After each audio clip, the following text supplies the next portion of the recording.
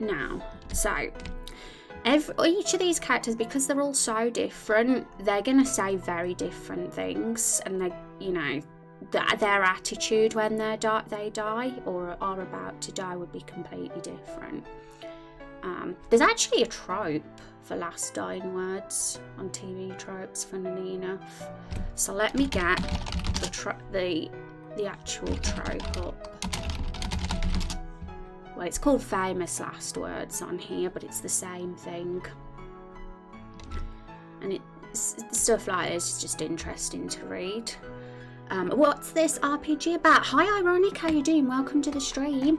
If you'd like, the best place to go is our website, because it's kind of the place where everything is. We got the FAQ page on there. We got a link to all the VODs, which are on YouTube. We got, what else is on there? The Law Bible links on there. The press kit links on there. What else is on there? Just everything possible, basically. But if you have any more questions, feel free to ask. But it's a hard question. About what's it about? I could talk for about 5 hours about that because I'm a rambler and I'm very, very passionate. But yes, the website's the best place to go. But anything in particular that you're curious about, you could totally ask. Totally feel free to. But welcome to the stream. Alright, so tomato. I'm going to make this a bit longer because some of these phrases probably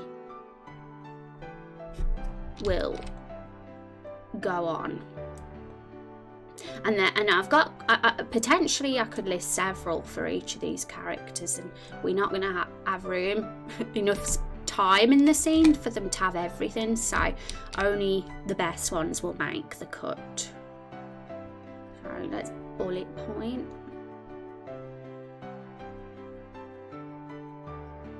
Where's the bullet point? Oh, there it is.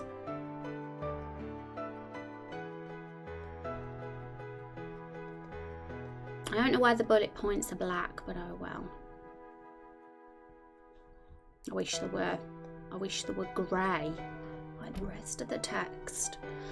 So, contrary to popular belief, very few fatal injuries result in instant death, blah blah blah. Yeah, if you haven't had your head chopped off or etc. and all those things, your body will take at least 2 minutes to fully shut down. Yep, so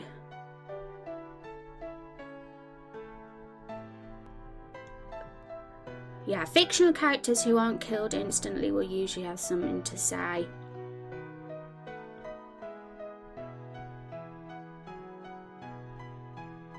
And these fruits definitely would have something to say. Are you kidding me? No way will they just be killed and not say anything. So let's get to it. I'll keep that page tabbed open now.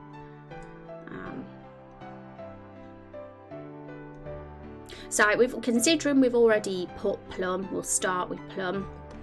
If anyone's going to be the begging type, it's going to be plum.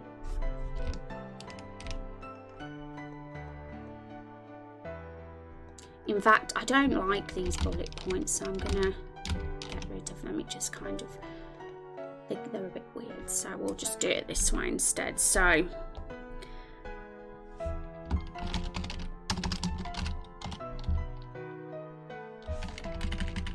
we'll put speech marks there just so it's clear that what the speech is.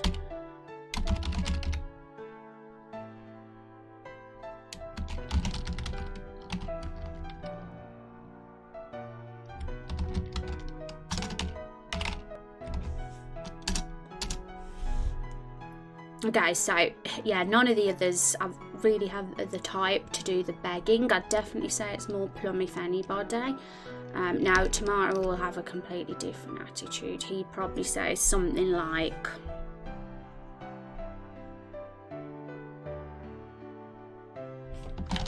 it's hard to get into the head of a teenager, an angsty teenager with an attitude, because it's totally the opposite of me, because I'm sweet.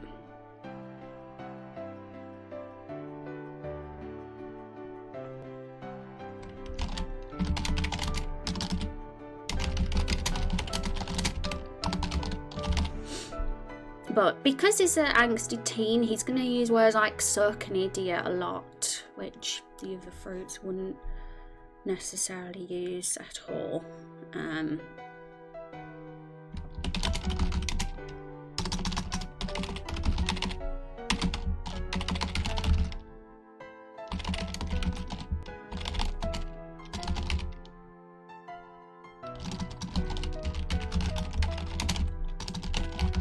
I don't know if goddamn would be the right like curse word to use for us here, but you know what I mean. That's just there for now. Why is the text going over the box though? That's silly.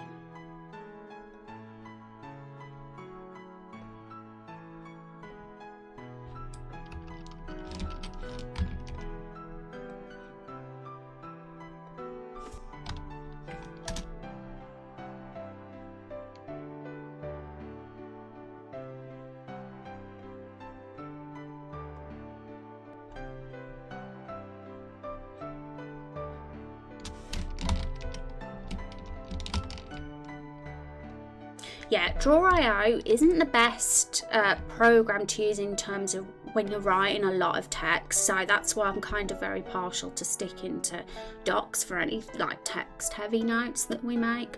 But it is really good like if you want to use boxes or flyers, because it's not, you can't really do that very well with the docs. But that'll do, even though it's a little bit messy. Can we make the box bigger maybe, and then it won't be going over if we do that.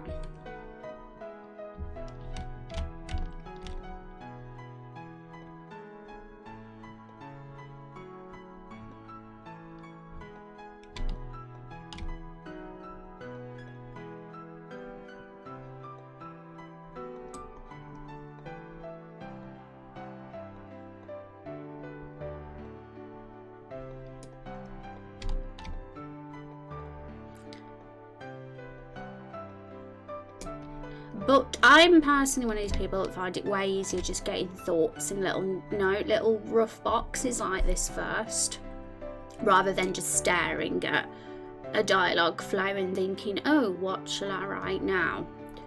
So I like to just get everything down, all the possibilities, brainstorm, as you call it, and then look at it all there, and then, you know, when all the ideas are there, then start with that.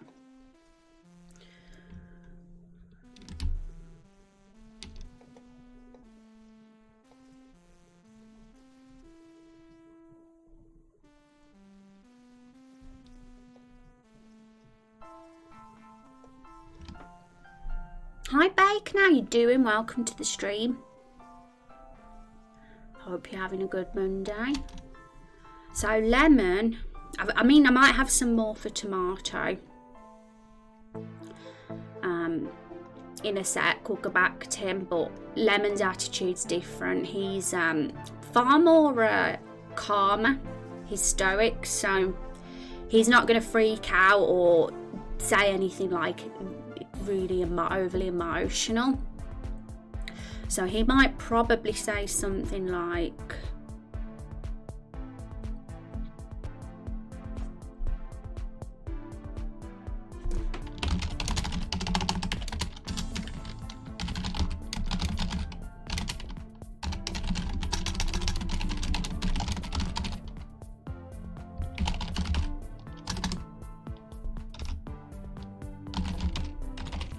I mean, if we can throw in some fruit puns and turn some of these into a fruit pun like we have with the dialogue in this scene, got loads of fruit puns, it's very silly, then we can. Why has that got a red? That is how you spell anticlimactic, isn't it?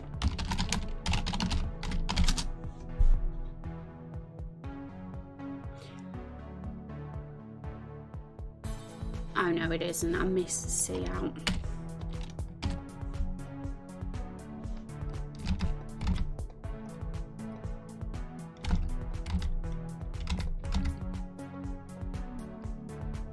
Ideally, it'd be cool if whatever word phrases we come up with here, if they can form like a conversation between each other. But not necessarily, they can just say their thing, their own individual last time words, one after the other.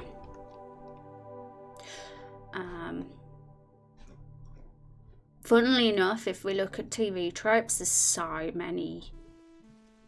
Something like, let's look at Final Fantasy, because that's something I'd say most of us have completed. But yeah, like every Final Fantasy has their own really. I remember most of the dialogue in the 7, so I'm looking at that one first.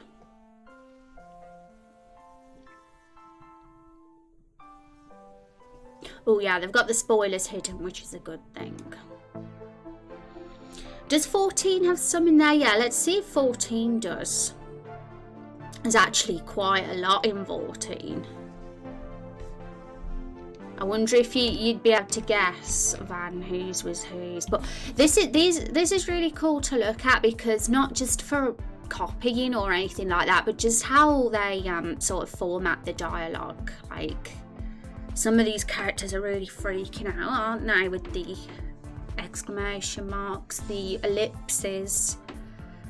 There's lots of very sort of emotional ones.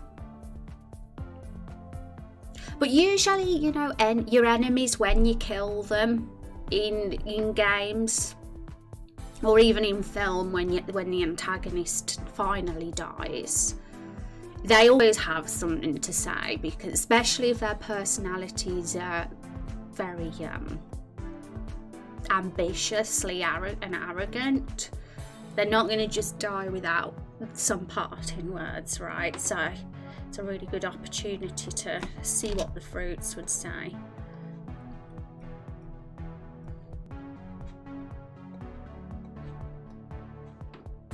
So what page is that? This is tvtropes.org, and it's the famous last words article on there. So I can I'll link in chat for you guys. It's cold today, that's why I've got a turtleneck on. It's getting a bit colder. Yeah, but TV tropes, it's just the biggest, like, most time hoggy thing in the world, but it's like so cool. It's so cool for inspiration. And when I'm always start thinking of a story element or something like that, I always look to see if it's got a TV tropes page. Cold here today too. Yes, it's January. It's kind of been snowing here. I don't know if it's gone now, but it was a little earlier. So, see the difference with lemon and tomato. You've got, let's just get these just aligned to the top. Yeah, it's a bit better, looks a bit tidier like that. Like, you got tomato is extremely like angsty teenager, which is what we're trying to get at with this guy.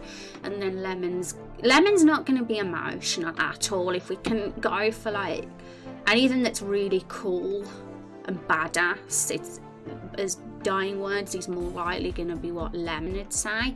If anyone's going to be the emotional one, I'd honestly would say it'd be plum or tomato. If it's going to be like very mean, spiteful, emotional things, it'd be tomato.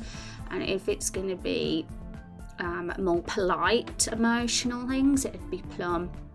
And I think blueberry is just a child, so blueberry is actually the hardest one to think of, but one I can think of would probably be,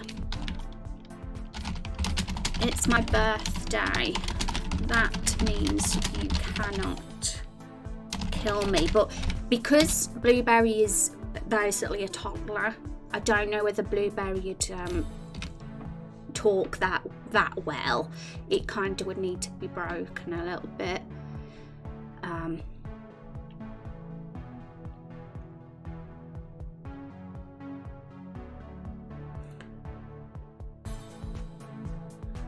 And how tragic would that be if Blueberry said that and then you just killed him?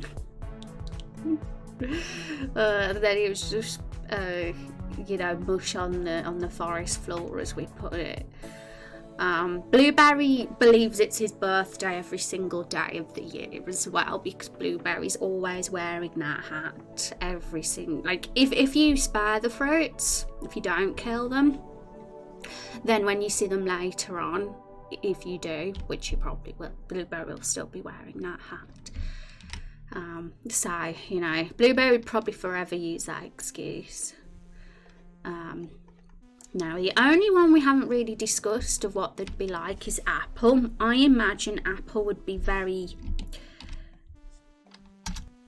is the most knowable, so he's less likely to rage at you and scream and say something aggressive or hostile. So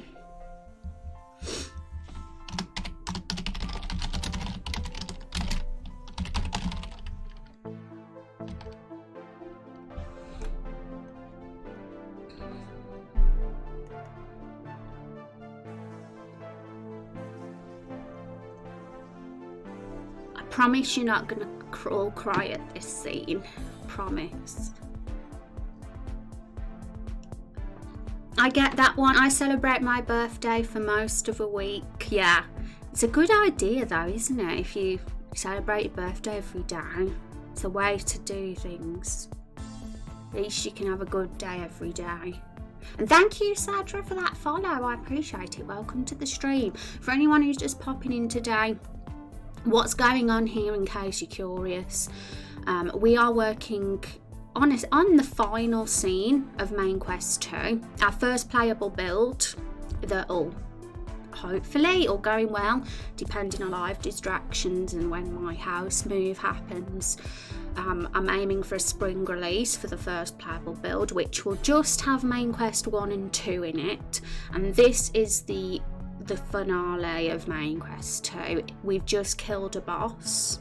Well, killed is you know, that depends, because we've just fought a boss, should we say, which is this group of fruits here. They're the first boss of the game, the first real antagonist, and this is when the battle has ended in this scene. And the fruits are gonna have something to say, as every boss does when they're just about to perish.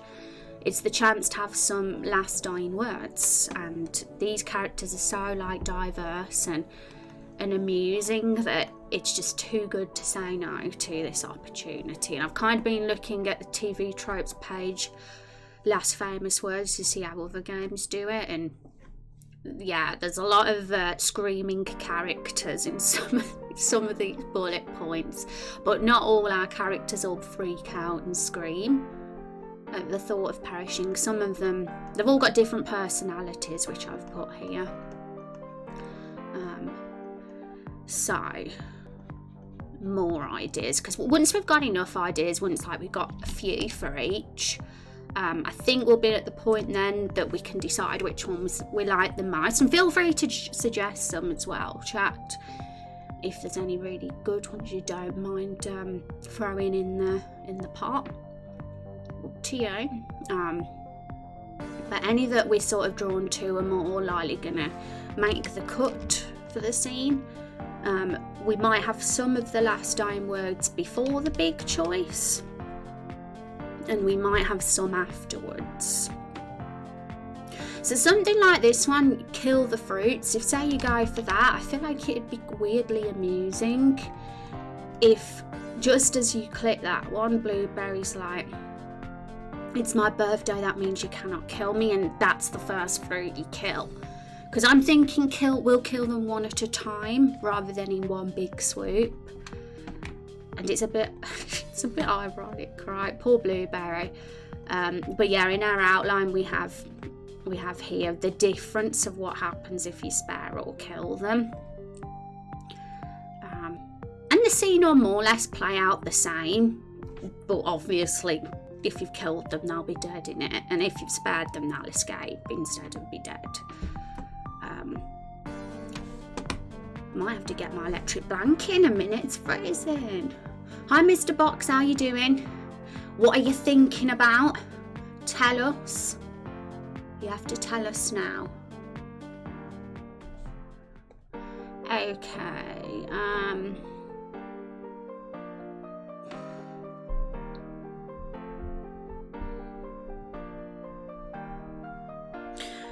Well, I've got a good one, but I'm trying to think which fruit would more likely say it. Let me remind myself the way that lemon speaks.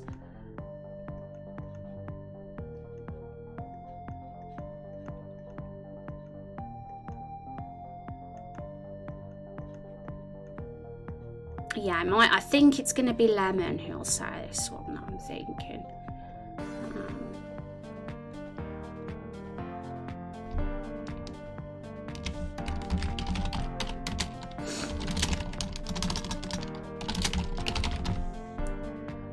Without an exclamation mark though, because he's stoic.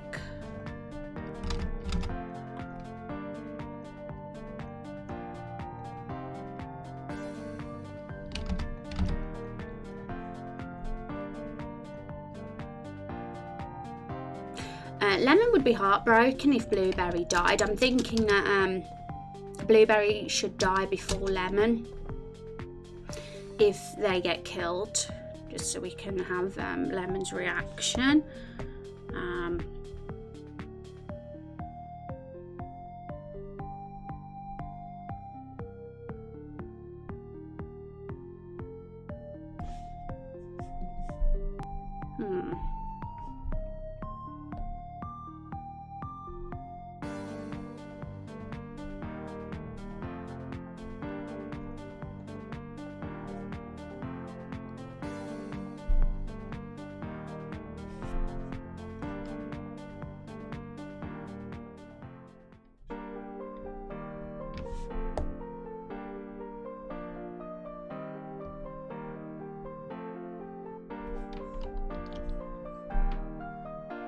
Nothing, just thinking that if one wears glasses, they can say you can hit a fruit with glasses on.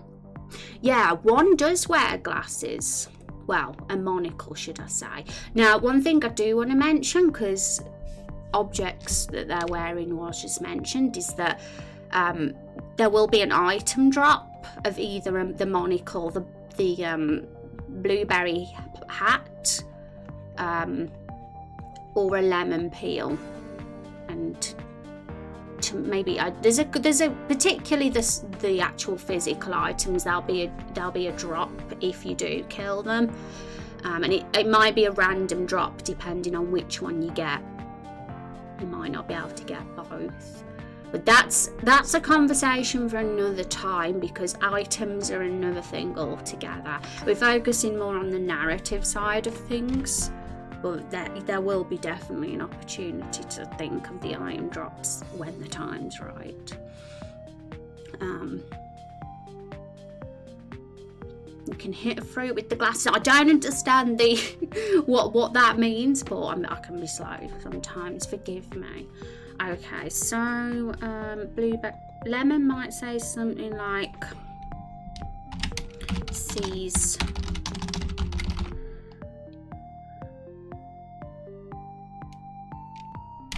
blueberries squished dead corpse. Is it called a corpse still if it's a dead fruit? I guess it is, because it's a lie. It was once a lie. And then you could say something like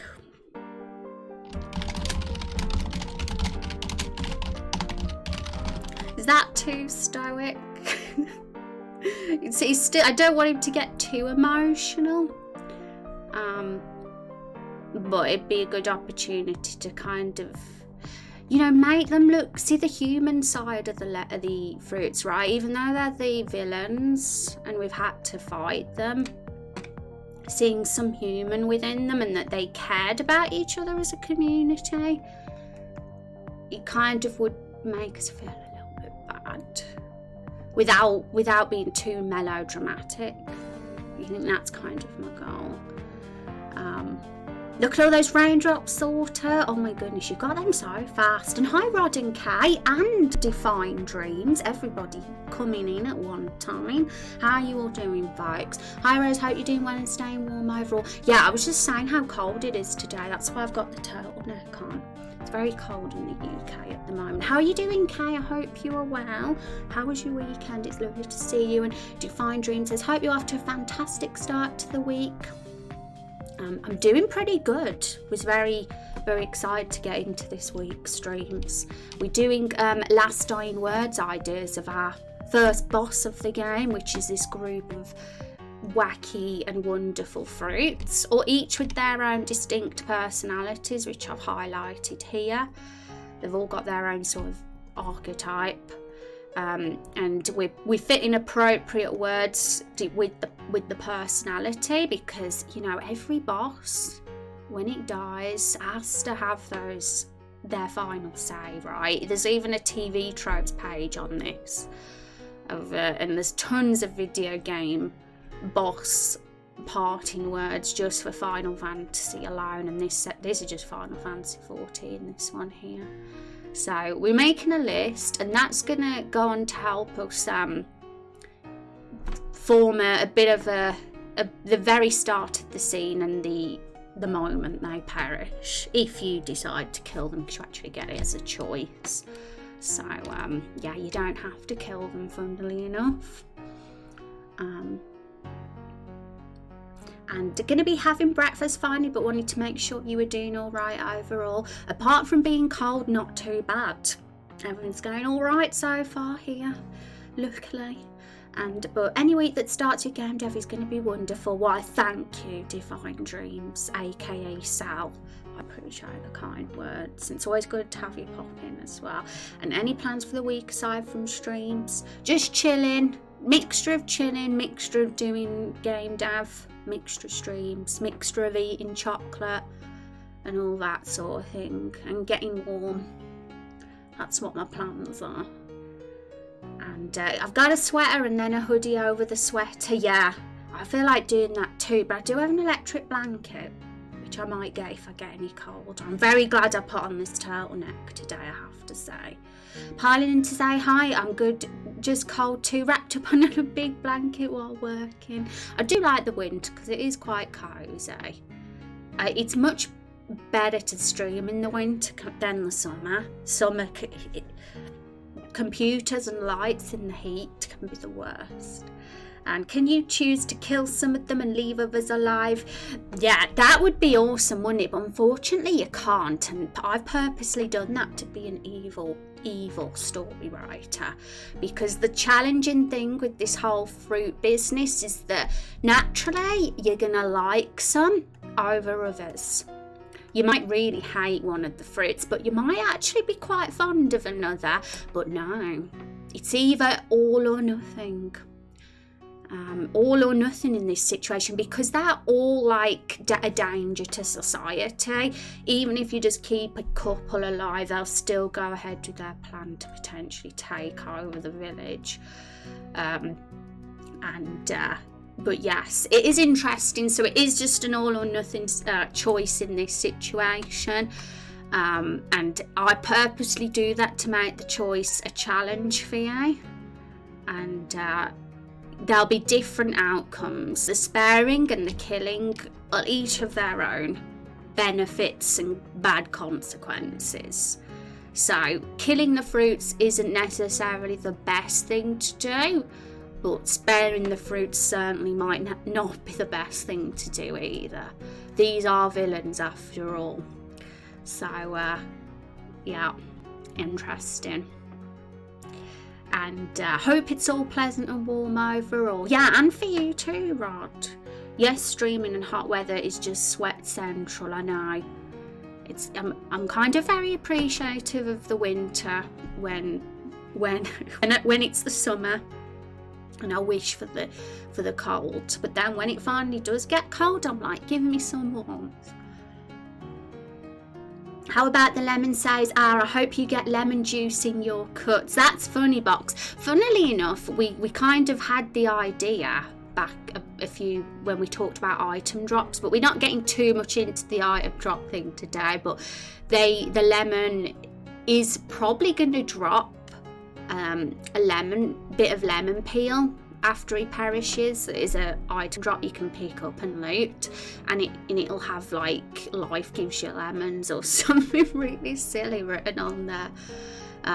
Something punny or something like a message, and who knows, maybe there's an NPC that will value that in the future.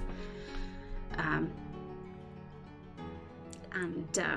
hope you get lemon juice, and you know, it's a good insult. I mean,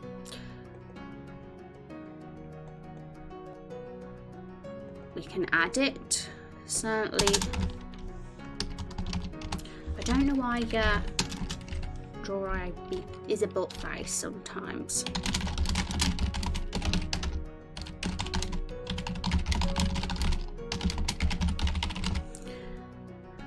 So yeah, he's super stoic. He doesn't really, if anyone's going to be unemotional, it'll be Lemon. He's definitely he can be hard hitting with the insults, but quite witty as well. But he's definitely not as disrespectful as Tomato would be.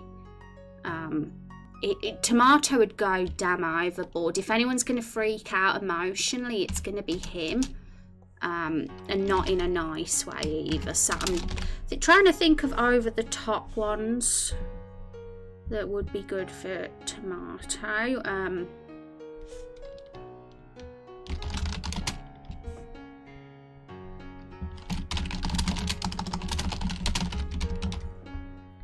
He'd be the vengeful one, maybe.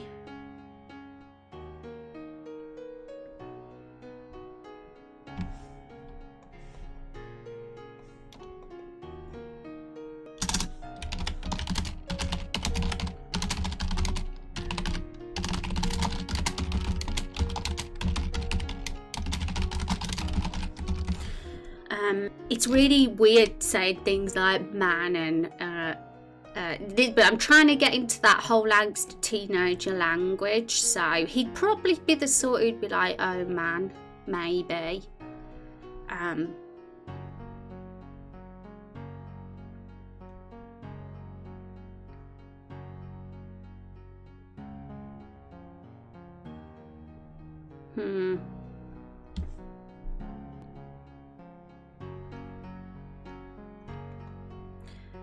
Yeah, I want one that's more desperate as well, so maybe something like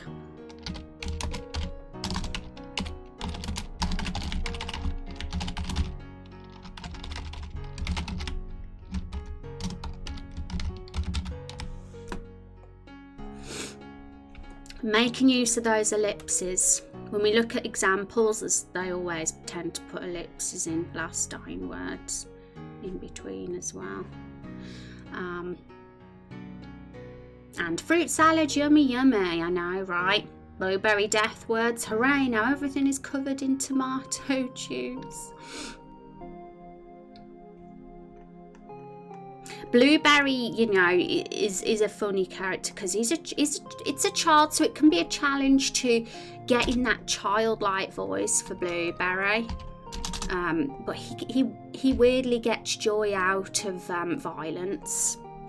So I could imagine him saying something like, funny enough, I could imagine him being like, hooray, because he's just so ignorant and unaware of what's going on. And even that one, I do like that one, especially if you kill him straight after that. But I don't know if it needs to be reworded to sound more like a youngster, a toddler. And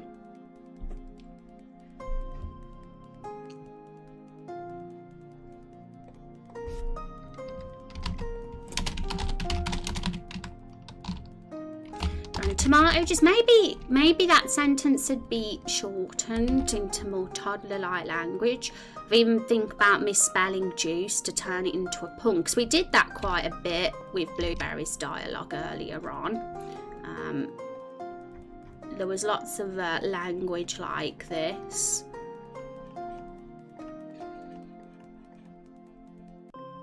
he got a bad peeling instead of he got a bad feeling.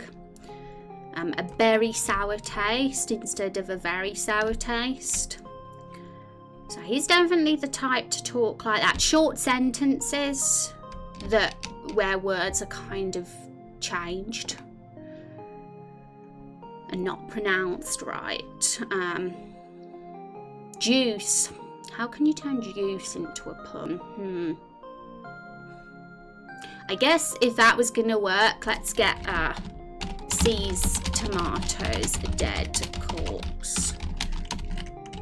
C's tomatoes squished dead corpse.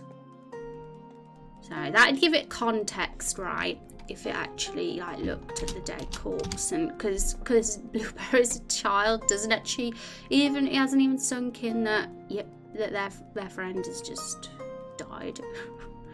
All right, so something that Lemon, I could imagine Lemon saying.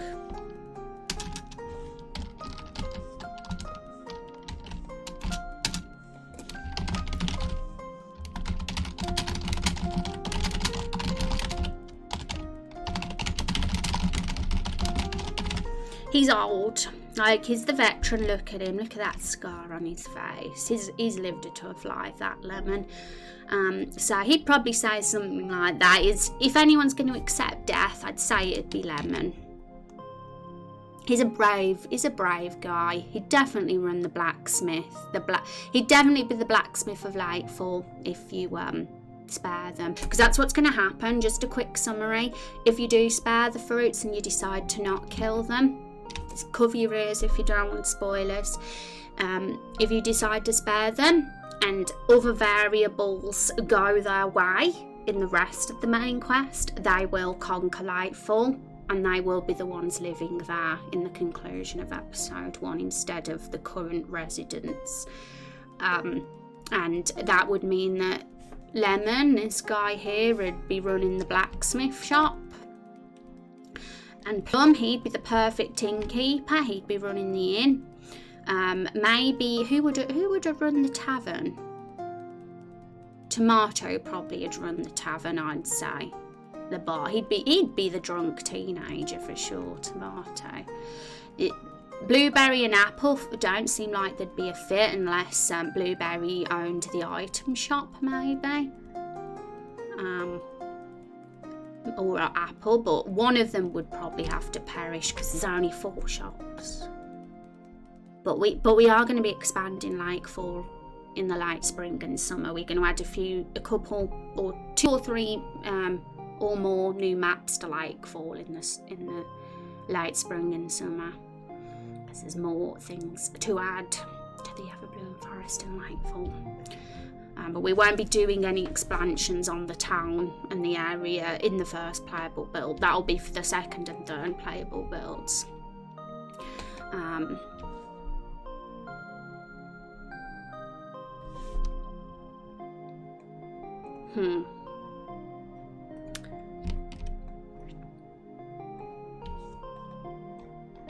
He's a badass, so he'd probably say something like,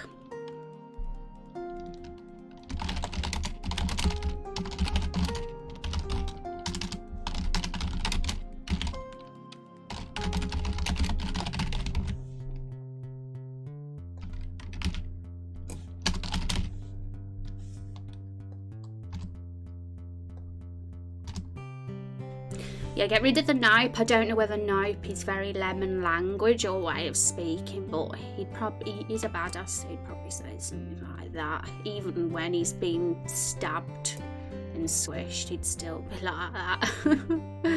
That would be such a badass way of leaving, dying, isn't it? Alright, so we're getting quite a few for Tomato and Lemon now, which is good. One for Plum. Now Plum is the intelligent one. He's probably more likely going to be the manipulator out of everybody, so he could probably say something like,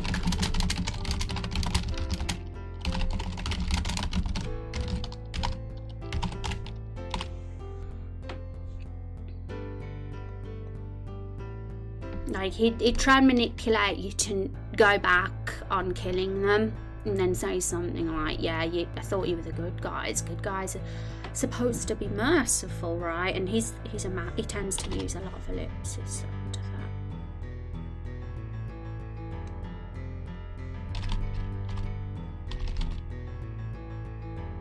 Maybe with a few ellipses in, if he's being killed, if he's like about to die or breathing his last breaths, it'd be a couple of more ellipses thrown in. Have Plum say something also like, can we make a deal, anything? Yeah, maybe that could go in with this one.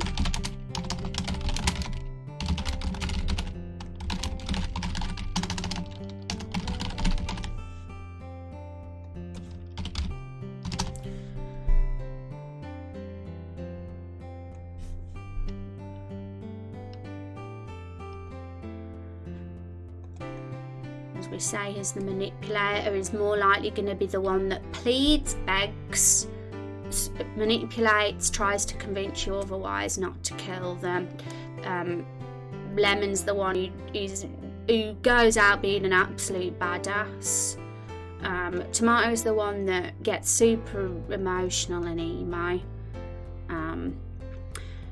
Blueberry's the most difficult because he's a difficult one to put his finger on, being a child who's kind of ignorant to death and anything horrible. I feel like that was a really good one, like the whole, like almost celebrating death and not even realising it's his own kin that have died, kind of really makes it sink in how disturbed Blueberry is. If we say he sees Tomato's squished dead corpse, because we are going to kill them one at a time. I think that's more impactful than killing them all in one swoop. So the scene could go down with you as the hero, say killing the tomato first. Blueberry turns, sees that, is like, hooray, tomato juice, and we're gonna have like a potential 30-second to a minute scene happen here with them talking and the death. The killing unfolding. I think we're getting quite a few things here. I think I can confidently say we can form a good death scene. And last words with what we're getting. It's going better than I thought, actually.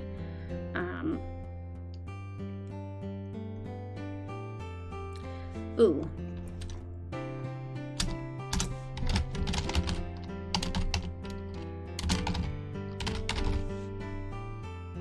Is good night one? I've always thought it's good night one word or separate words. Maybe that's the moment when he realised he's gone.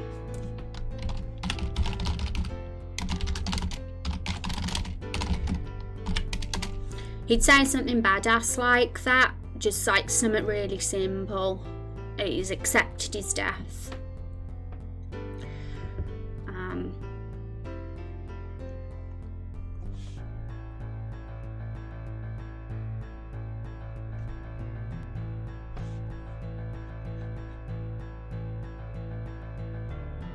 Now, one thing I do want to say before we get deep into more there is one thing that came into my mind when I was thinking of these last words ideas was one of the fruits, and this is probably apple. No, I don't know if it would be apple when I think about it. I'll explain. Fiona and Nigel, right, have a sort of connection with the fruits, and just to summarise this, we'll go into this more tomorrow when we'll make a timeline, but just as a summary, Nigel is getting bullied by the fruits. I have a couple of ideas of how the fruits and Nigel would have met and crossed paths in the first place, and it actually works quite well, better than I thought it would. But Fiona ends up being Nigel's protector and goes down into the forest to make a deal with the fruits and have words with them to stop bullying her brother. It will lead to them making a bit of a deal together. So the fruits are like, well, Fiona, well, they might not call her that, but they'll be like, give us the vampire that's on those wanted posters that you see around, and I won't bully your brother anymore. And Fiona's like, no, well, yes, but that's not enough, because she's she's a strong girl. She's not going to accept any terrible deal. She'll want more, so she'll say something like, okay, but that's not enough. I also want you to tell us where. Let me get it up.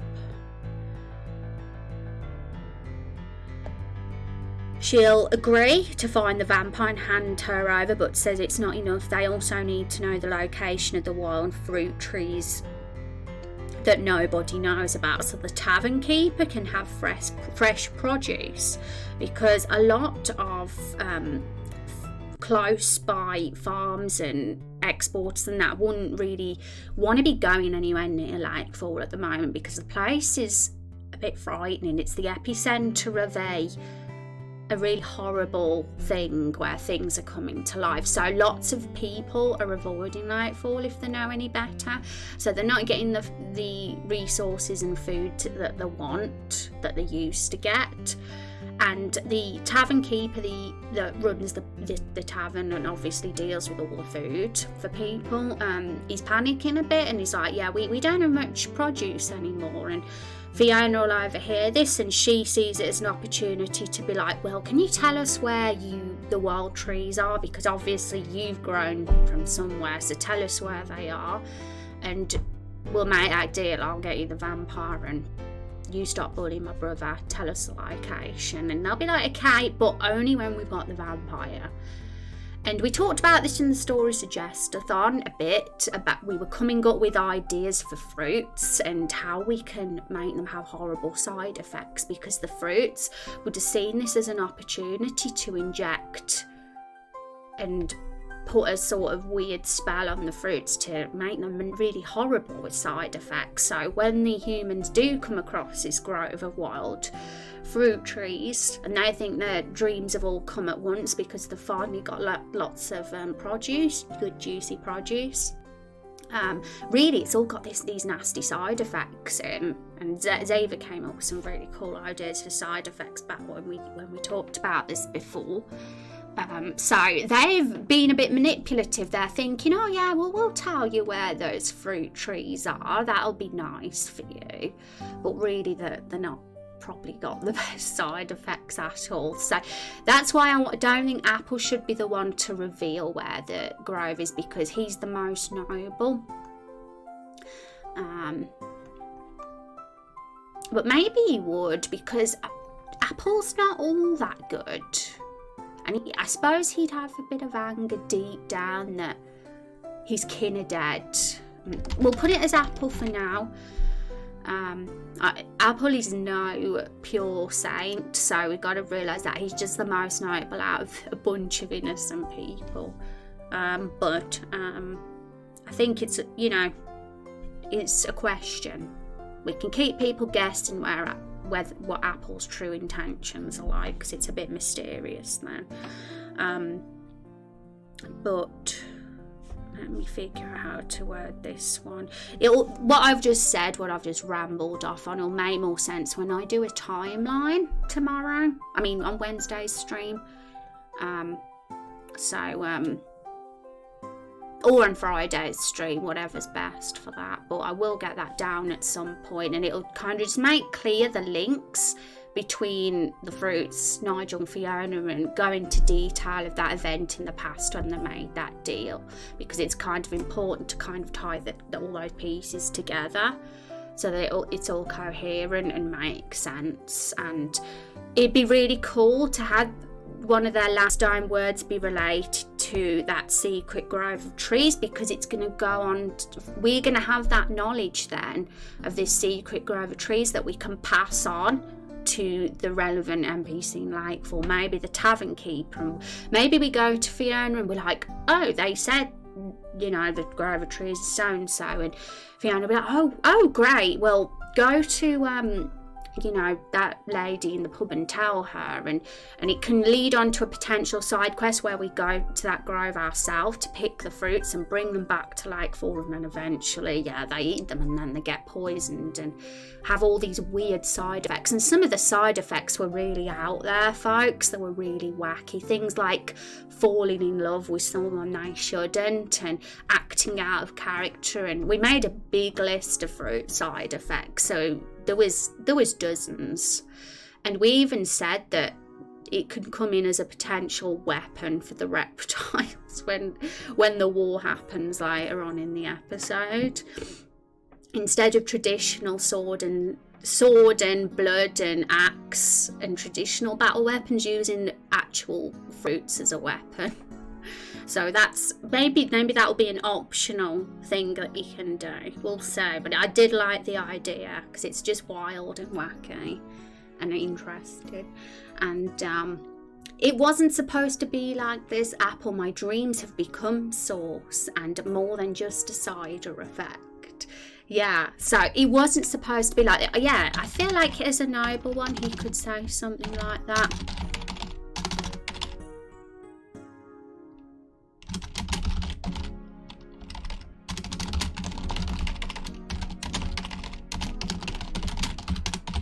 If it's kind of about to die, there'd be more ellipses in there than usual. But we'll just stick it like that for now. I do like the idea of throwing in some puns if we can, because we don't have any puns in here so far. If it flows, if it works, then yeah.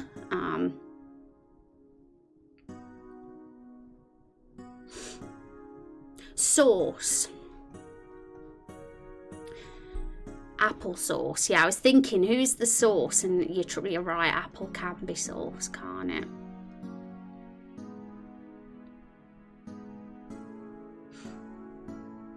I still want Blueberry to... I want juice I want a pun for juice, so he can say the pun word instead of juice. I'm thinking juice might be a bit advanced for Blueberry's vocabulary, you see. Okay.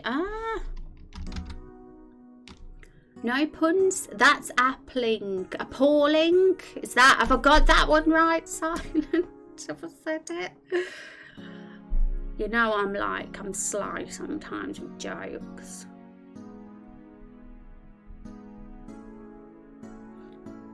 The scene before was loaded with the puns, I'll tell you that. I wonder if Blueberry should say can't kill me instead of cannot kill me. Yeah, I do think this first sentence does need breaking down a bit so it does sound more like a toddler. It's a little bit too adult-like, isn't it, so far? Hi, David, though. How are you doing?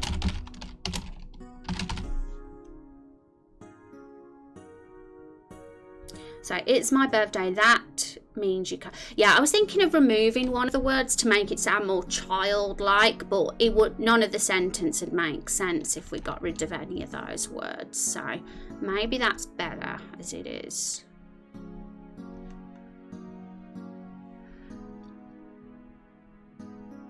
Hey Rose, how's it going? Just dragging myself back awake. Stayed up last night playing Final Fantasy 12. Oh, how far have you got now?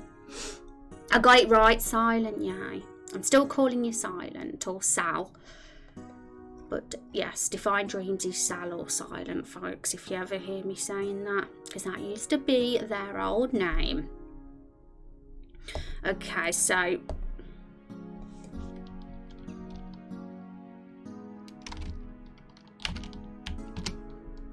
We'll get that Dreams one.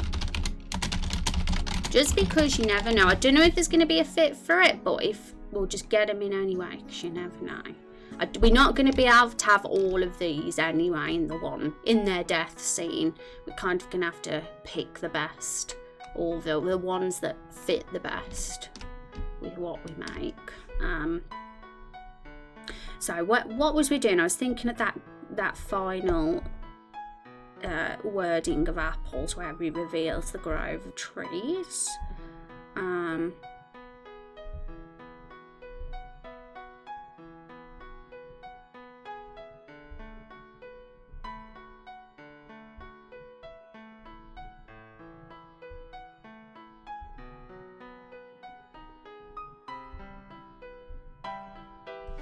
Okay, something like...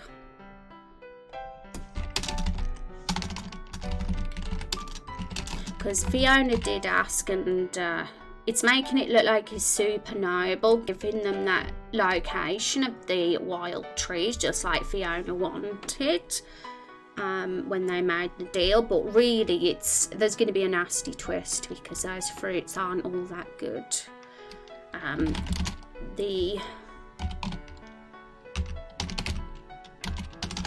Say the secret grove is, and then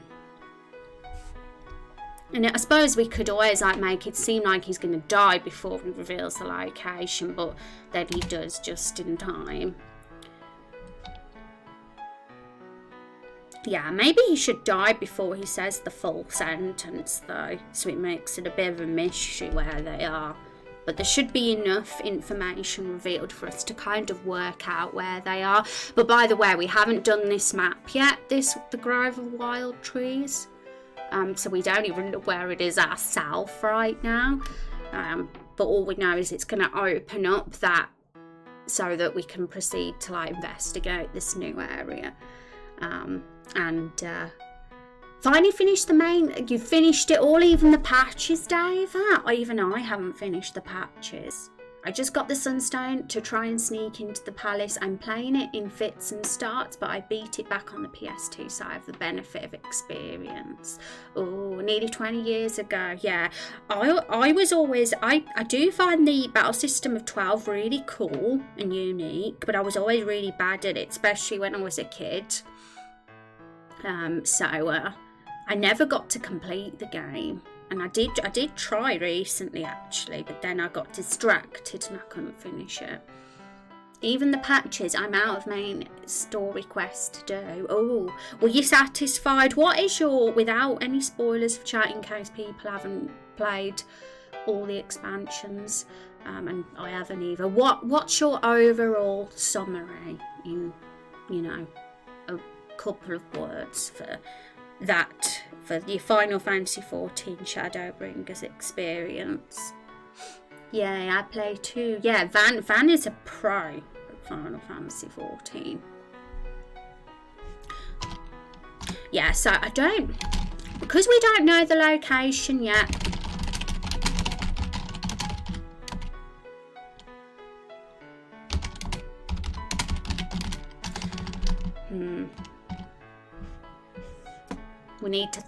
we'll need to think of something vague just to put there for now, but we can always like edit that line in when we get more clue. Or we could simply have a direct, if we want to be vague, we could simply just have a direction here. So I'm going to say north.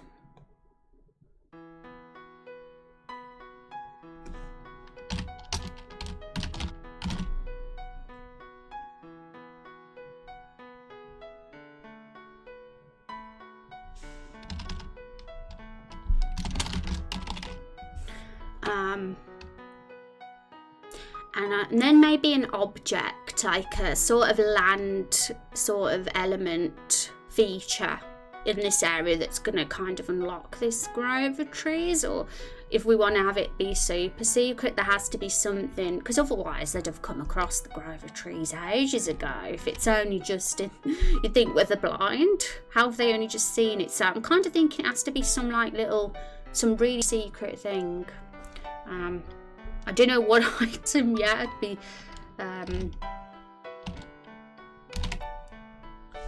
we could just be as vague as that. We can always edit this if we want to change how we reveal the secret grove of trees, but you get what I mean. Start with a direction and then an object, and that would be enough to kind of be a quest objective at that point to find where it is, maybe.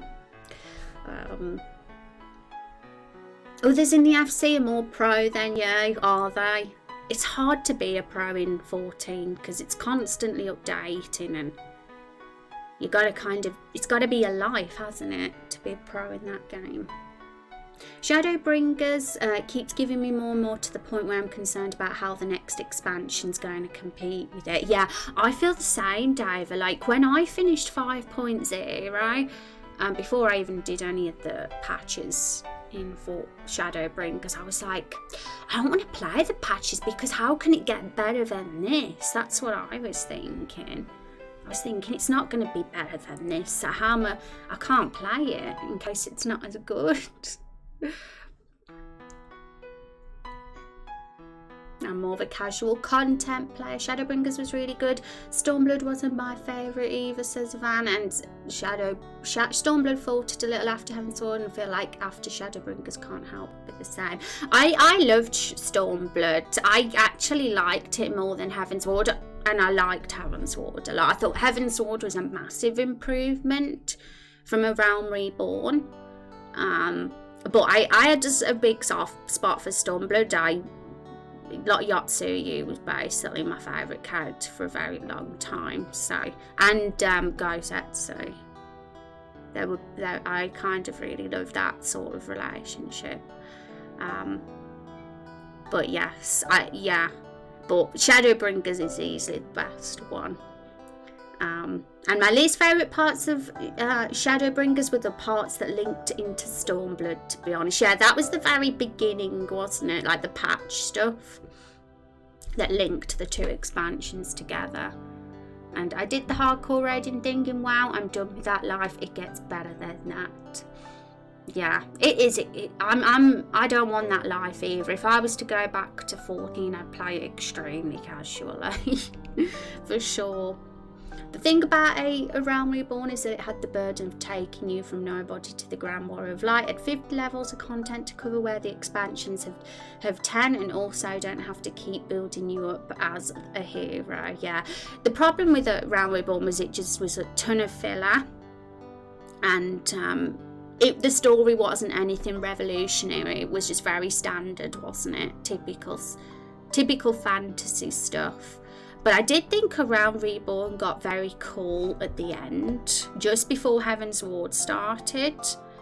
That whole sequence with Raubon and that little Lalafell baddie was just so good. Raubon was such a badass, but that was like the real end of A Realm Reborn, just before Heavensward started.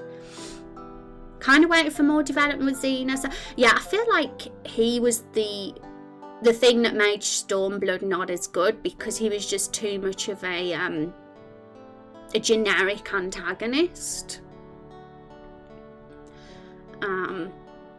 And I'm kind of salty that he's still around and my favourite isn't. And by my favourite I don't mean Yotsuyu, I mean the other one, the Legend, with the grey strip in their hair, or silver strip should I say.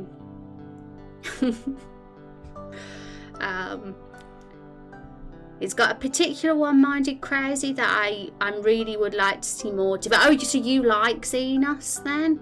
Yeah, I think there's potential. I mean, I know they've got potential to write a good villain because they've done it.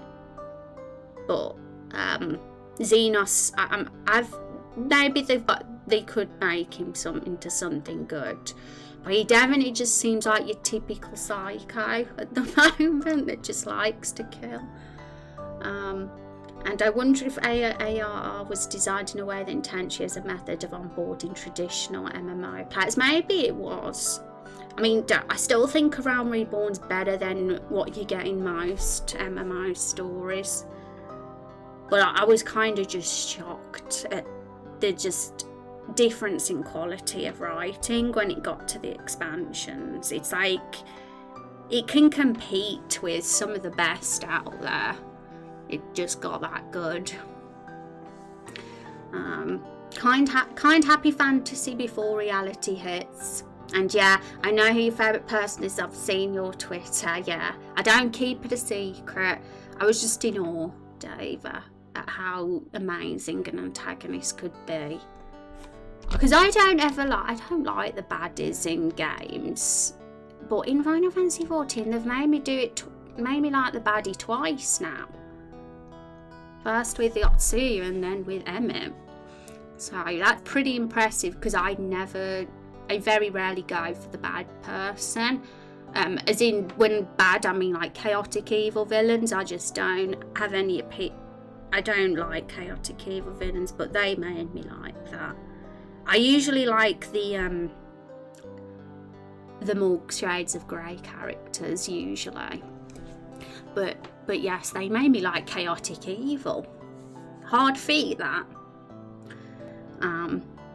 Well, I like how he acts and looks, but I feel like the crazy is underdeveloped. And at the end of Shadowbringers, you get a deeper taste of what Xenos is crazy in relation to something, but it hasn't been explored as to why he's that way. Yeah. He gets a lot of hate, doesn't he, on like the Reddits, and people just hate him and think he's the worst villain ever. But I do have faith that the writers can do something good because they've done it before. So you never know. And I saw an alert come up. What was it? Twitch doesn't tell me what it is anymore. Probably saving that for the next expansion. Yeah, but how can it get better? You know, how can it get better than what it is? And I'm scared to play the expansions because I don't want to be disappointed. I've been like, should I play them? People have been like, yeah, play him, you love it. And I'm like, no, I wouldn't love it because Emmett's not there. And they're like, shut up, just play it. So obviously I've got to play it. Something's going to happen. Hi there. Hi, Ak, how are you doing? And hi, Joel. Joel likes pigs. I like pigs too. They're amazing. What accent do you have? I don't actually. You'll never get me. It's funny enough, pigs. I want to call you pigs because I like pigs. It does say in the rules I don't like ask for specifics, so I don't know if you read that, but I recommend you do read the channel rules. I'm totally cool saying I'm from the UK or even the Midlands, but I never give my city because I have to deal with stalkers more than you'd think. And pigs is fine, and they have to be considering in that expansion. And honestly, I don't think the next expansion should try to top Shadowbringers. I think that should focus on telling a tight and coherent story. Yeah, it would be fighting a losing battle if they tried to top that. Yeah, that's absolutely fine. Yeah. Well, I'm from the West Midlands. That's what I'll say. It's a big place.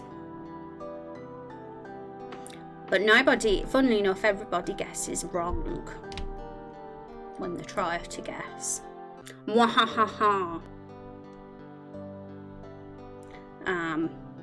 Okay, so let's carry on what we're doing. We're doing Last Dying Words, folks. Everyone coming in the stream for these beautiful fruits.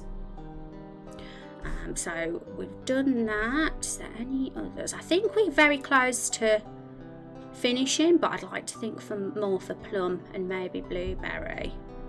So we've got quite a lot for the others.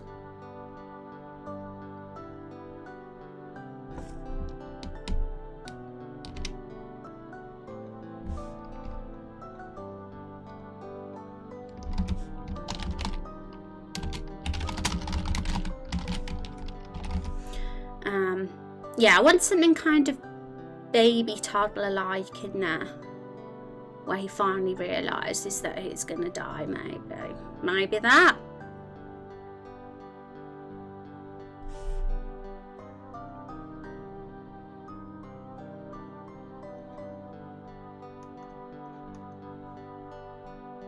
I have some thoughts about where the next expansion is going, but first I hope for is Ishgard housing. Ishgard housing. Don't they have Ishgard housing already?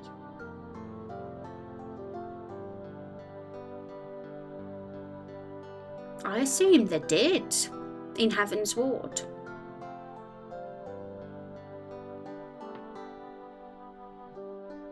What was the Heaven's Ward housing again?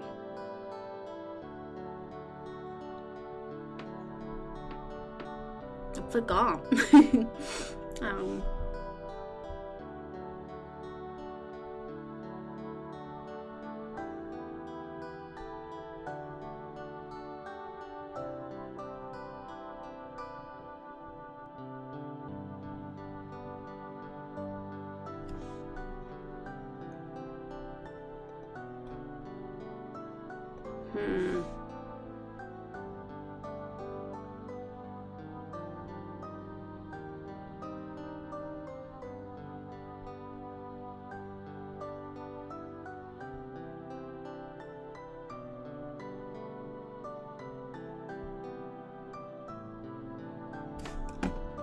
So I'm thinking of plum now. Could do with maybe another, but I think we're getting a few, so it might be good to stop eventually.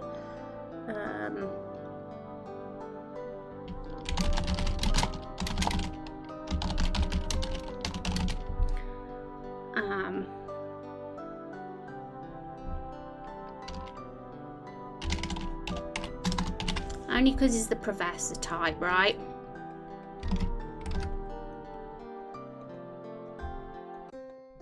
Just want to give us a few options here. Okay, maybe that's all right. And I think it should be more innocent revelation, like lemon. Why am I so cold? Lemon. Yeah, that's actually could be more powerful. I definitely wanted to do something that would maybe make you feel like, oh, that's kind of sad for each of them.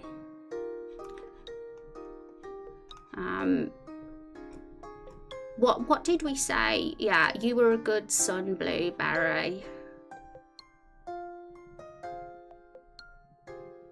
Was what Lemon says, and then Blueberry slowly closes their eyes after they've said what Van suggested and dies. And Lemon looks at Blueberry and says she was a good son, Blueberry. How sad is that? Tears would come to the eyes.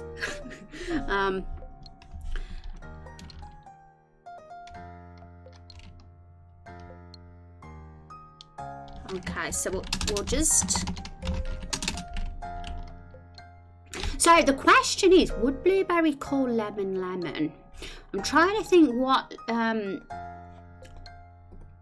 Blueberry has referred to Lemon as in the past, because Blueberry's very, he's like a toddler almost, so maybe he'd call Lemon something else entirely rather than Lemon.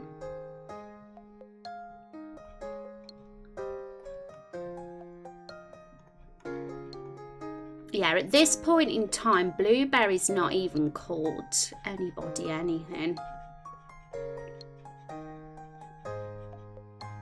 Maybe they don't say the lemon bit, maybe they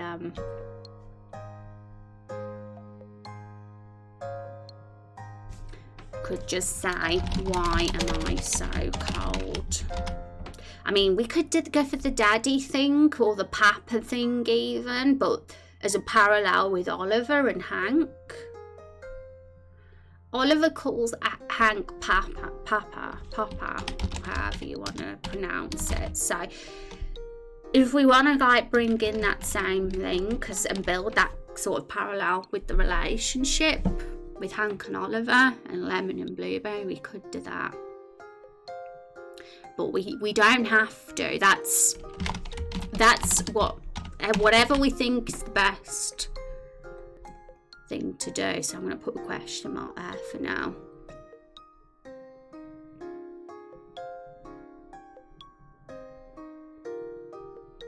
Okay, so how is that? I think we got quite a good collection here.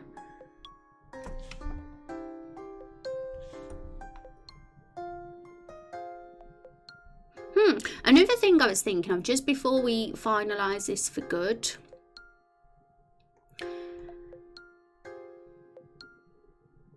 The afterlife, like I wonder, because some people like comment about what they see, like things flashing before their eyes before they die. If we want to give any sort of foreshadowing to that, we could do, but it depends if we want to sort of reveal foreshadowing for that just yet. I mean, they might not see anything at all, and even if they said they saw something, it could all be in their heads and it might not even be real. But if we want to make something a mysterious foreshadowing, I mean, so that's just an idea. It doesn't even have to be these characters. We could do that with a future character that dies. Like, I was thinking something like, it's true, your life really does flash before your eyes. I see something in the light. It's, I don't know, something like that. And it would probably be Plum that would say that. But that's just a thought.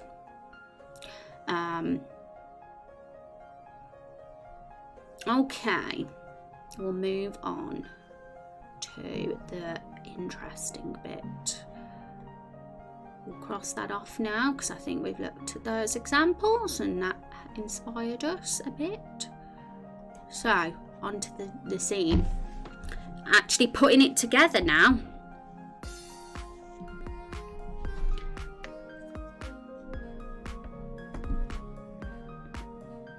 "14 housing is such a disaster." Oh, is it? I've never dealt with the house stuff. I've always left that to the FCs that I've been in. But then I ended up leaving all my FCs and I just played Sorrowlight.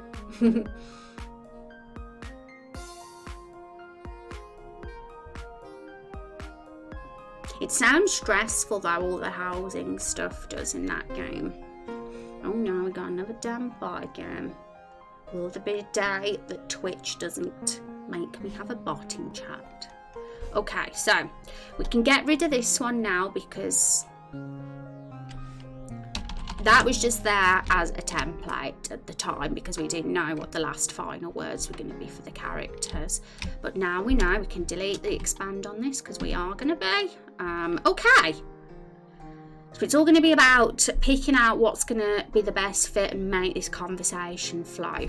Okay, so let me just get, have I got any notes? Get them up if so.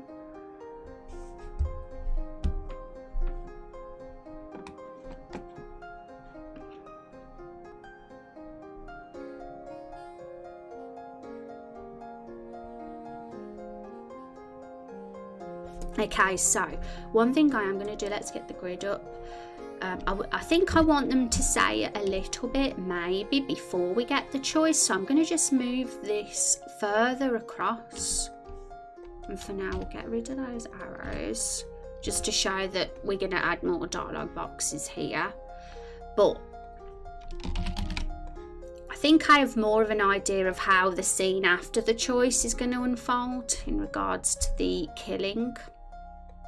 So we'll do this bit first. Might be a bit all over the place as we do this and try to put it together, but we'll get that. We'll get something great. I know. So we'll do the branch where we kill them first. We'll do the hard bit first, and then we'll do the sparing bit afterwards. But we have the outline here. So the difference is going to be, when you spare them, they'll go back into their basket, jump off the cliff using their basket as a boat, shouting something like you've not seen The Last of Us. But if you kill them, you'll use your weapon to completely squish them. They're nothing but mush on the floor. And then point 4 takes us to the aftermath and deals with the carol, the barrel and the painting stuff. So we won't think about that for now. We'll get the fruit bits out the way too. But for Wednesday's stream, we might focus on that. In fact, it'd probably be a good idea too, but I do want to spend a stream where we look at the old scenes with Nigel and Fiona and just make sure they're all like consistent with their characters. So yes, that'll be Wednesday and Friday's stream.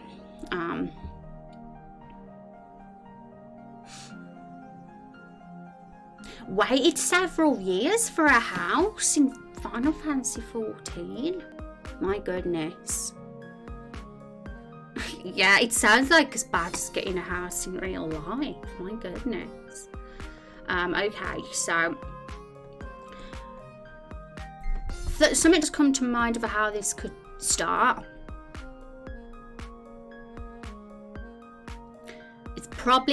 This is probably going to be Tomato actually, even though it's not one of the ones on Tomato's dying words list. Because Tomato's going to be the first one we kill. I'm thinking of order now. So hang on, let's get a box up. Let's do this just so we can figure this order out. We won't fill it in though. We'll unfill that and we'll make the text red. Red for death. Well, blood, should I say.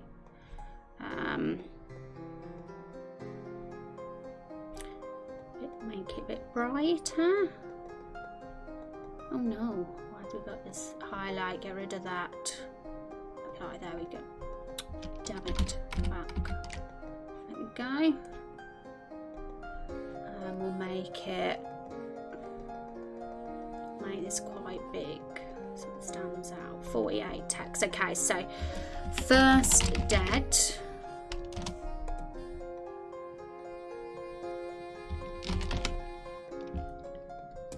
Second dead. These are labels, folks, so we can do the order.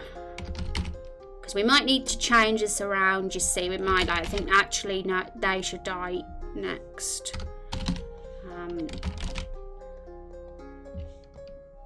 All depends how the sequence goes. But I think it makes sense that tomato's the first that dies. Because we're going to have Blueberry look at Tomato's squished dead corpse and shout, hooray, tomato juice. And obviously Lemon has to outlive Blueberry. So if Blueberry's the second one dead, we know that Lemon has a reaction to Blueberry's death here. The Blueberry's squished at court, so obviously Lemon can't die before Blueberry. I feel like Apple has to be the last one dead because they're going to be the one revealing the secret grove. And that's valuable information to us, so it makes sense to be left with that knowledge as the final word, so we know we don't have a distraction. It has to kind of be the last thing in our mind, that secret grove, because then we'll remember to pass it on to the Lightfall NPCs.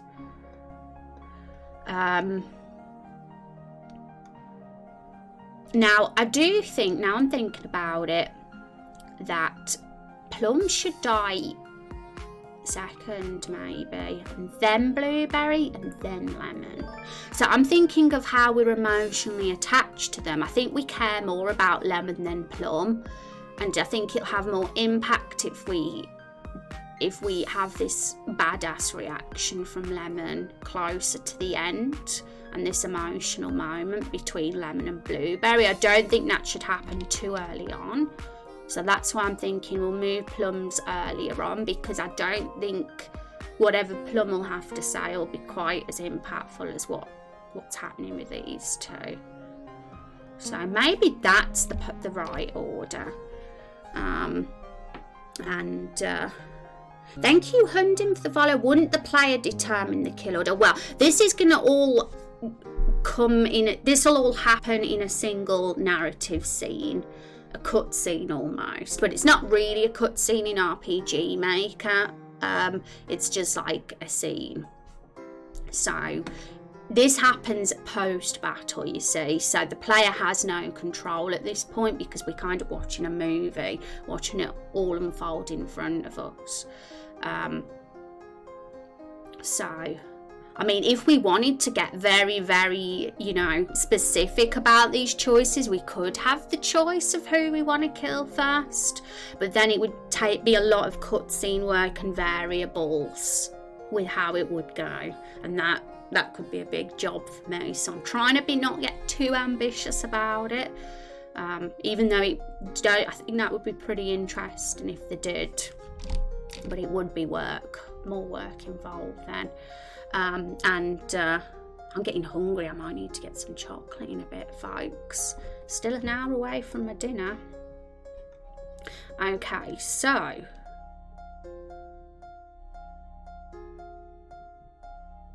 because by the time the battle ends, the fruits are going to be sort of injured. They've been beaten up a bit from the previous battle, that's for sure, but they're not quite dead yet. They're still living and breathing, and they'll be able to survive if you do spare them.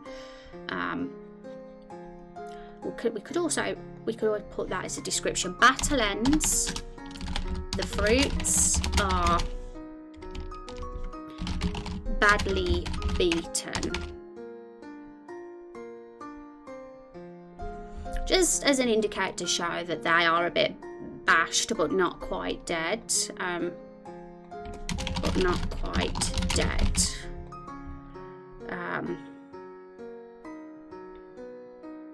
Because the battle, if we can still do the battle as we wanted, because a few things regarding the actual battle side of this might need to be changed a touch, because things will be, since we've updated the sprites, things will be changing regarding the battle system. But I'm not going to talk into that just yet. That's going to be discussion for next month once we've finished all the narrative side of things. We'll deal with the actual battle itself then, but we're sort of doing the two scenes that sandwich it, particularly the post-battle part at the moment. So the fruits are badly beaten but not quite dead, and we'll do this bit in a sec, but I want to do the killing bit first. So we said tomato first dead.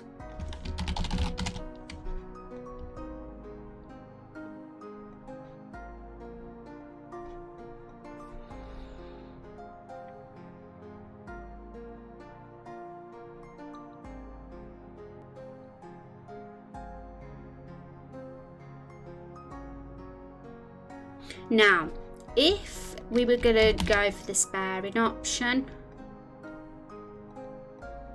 I imagine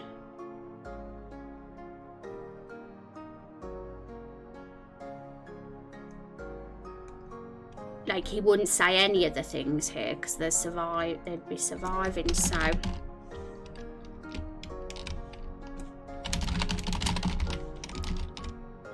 maybe something to that degree.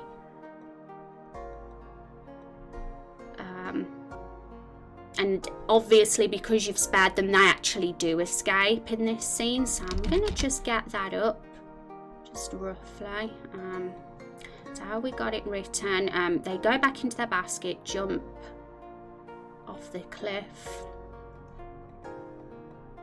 The fruits run and jump back into their basket.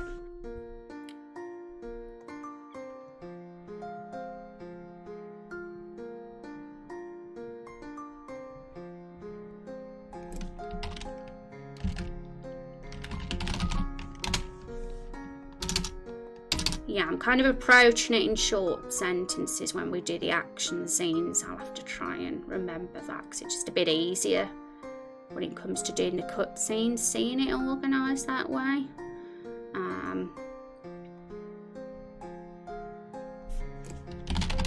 They jump off the cliff.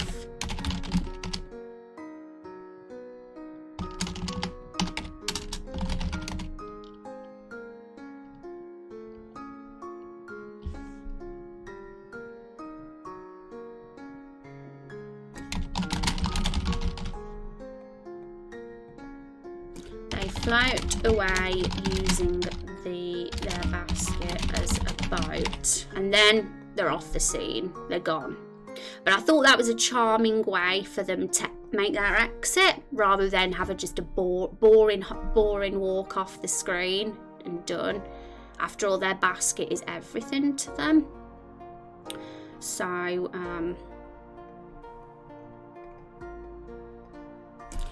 fruits bounce away. That's a little bit more descriptive to what they do.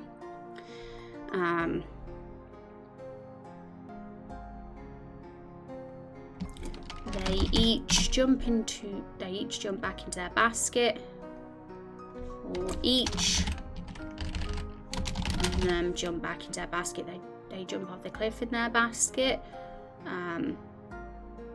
off the edge of the cliff.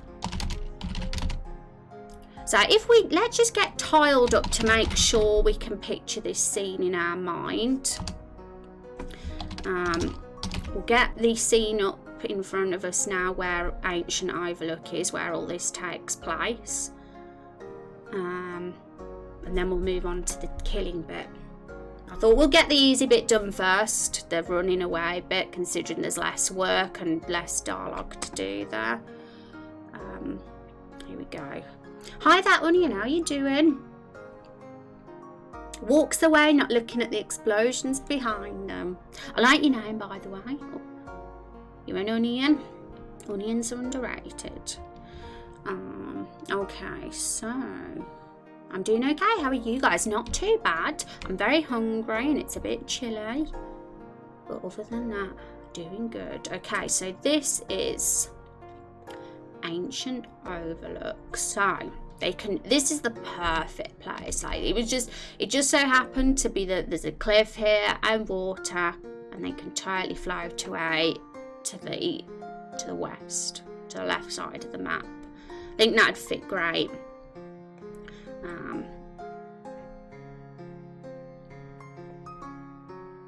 Because their basket is about here, I believe. I think their basket is actually in this spot.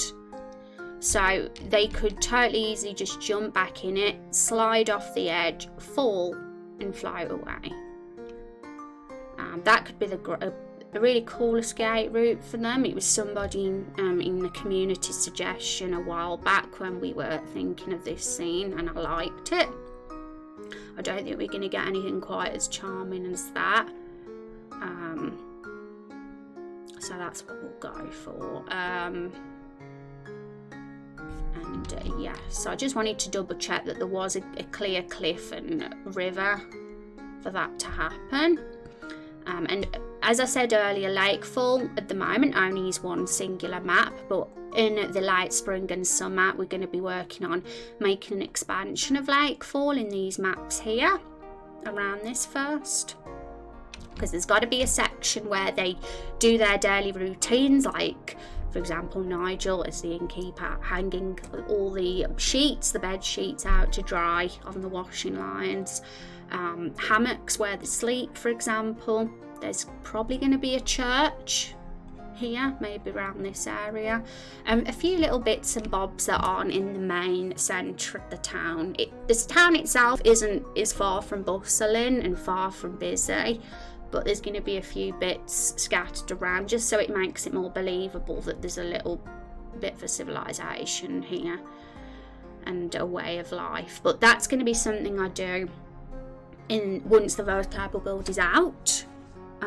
Probably around the time that we're writing Main Quest 3 and populating the town with the new NPCs other than Nigel and Fiona, because Main Quest 3 is all going to be about going back to Lakefall, and it's going to be the resting period in the game. We've just fought the first boss, so that'll be the perfect opportunity to do that then, considering Main Quest 3 is going to heavily involve Lakefall and its citizens.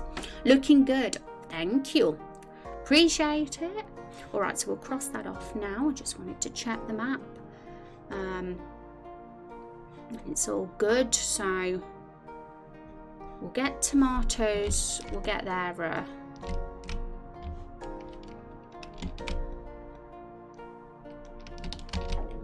sprites. My tummy did a rumble. I hope you didn't hear, chat.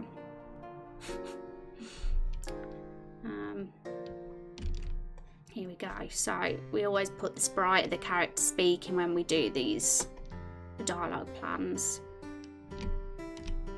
so that we can see who it is properly. And yeah, we put it there at the edge. Now,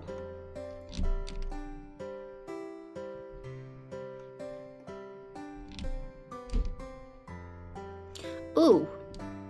Now I'm thinking about it, this is something that Run You Full section, that's for Tomato, not Lemon. And now he's the one that said run, it only makes sense.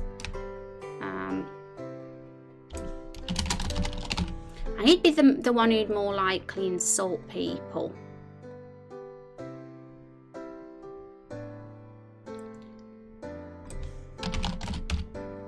Idiots, fools, what's the more angsty teen wording here? that fits with Tomato's personality.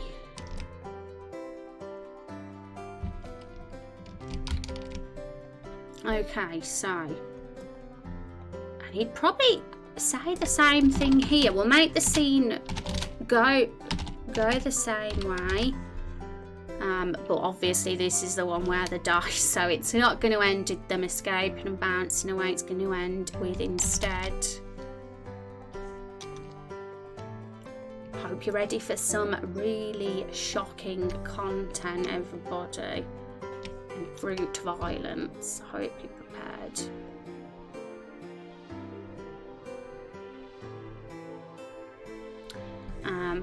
Yeah, let's put that up.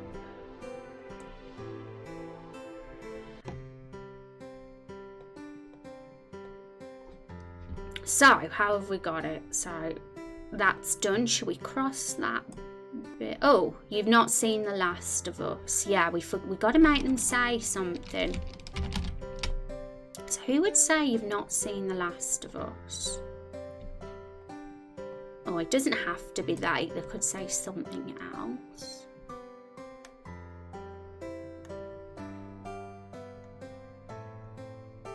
Maybe Blueberry. Well, he's not the sort that would go out of his way to say something, so maybe...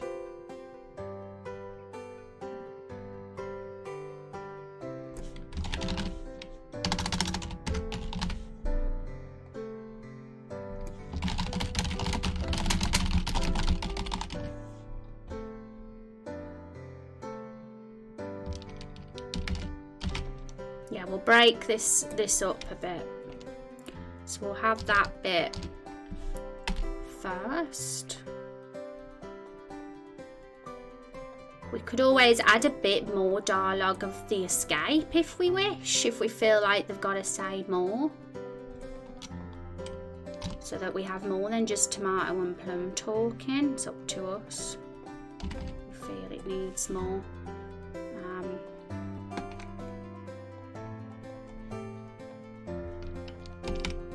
And I've just said Plum because out of everybody, I mean, it could be Lemon.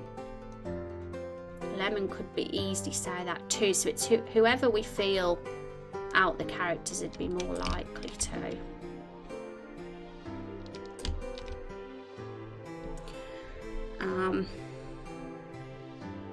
Hi Pink Zeppelin, how you doing? It's good to see you. How you been? It seems like forever. How are things? I'm doing all right, not too bad.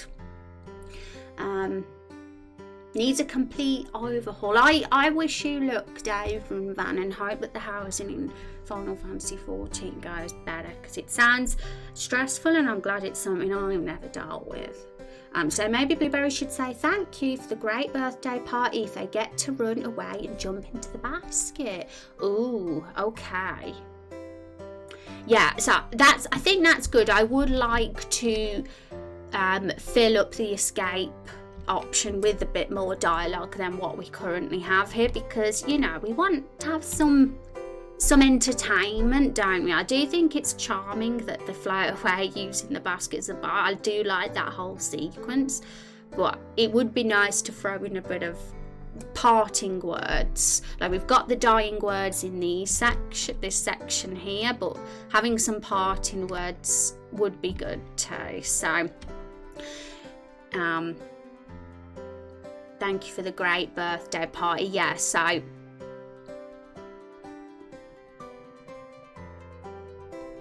I think this is more Lemon vibe, I feel, now I'm looking at it more than Plum. I'm just getting Lemon vibes from that sentence. So let's especially if we can have Blueberry speak.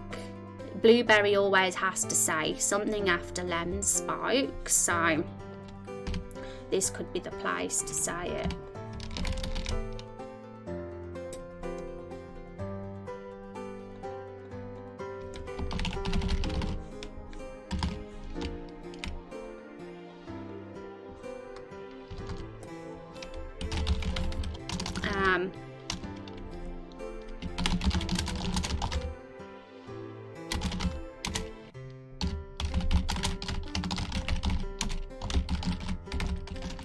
is that toddler-like enough, folks? What do you think? I mean, it's not too like high level of vocabulary, so we might be good with something like that. It's very challenging writing as a toddler, I have to say. Okay.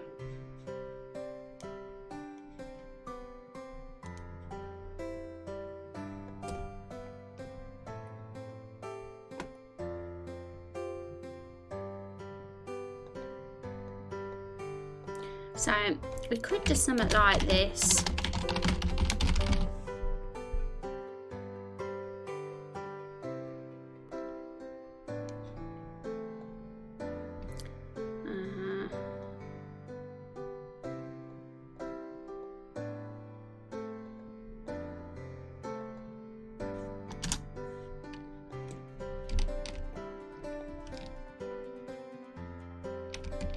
So instead of having it like that, we can show that each of them are bouncing away one at a time, and then we can have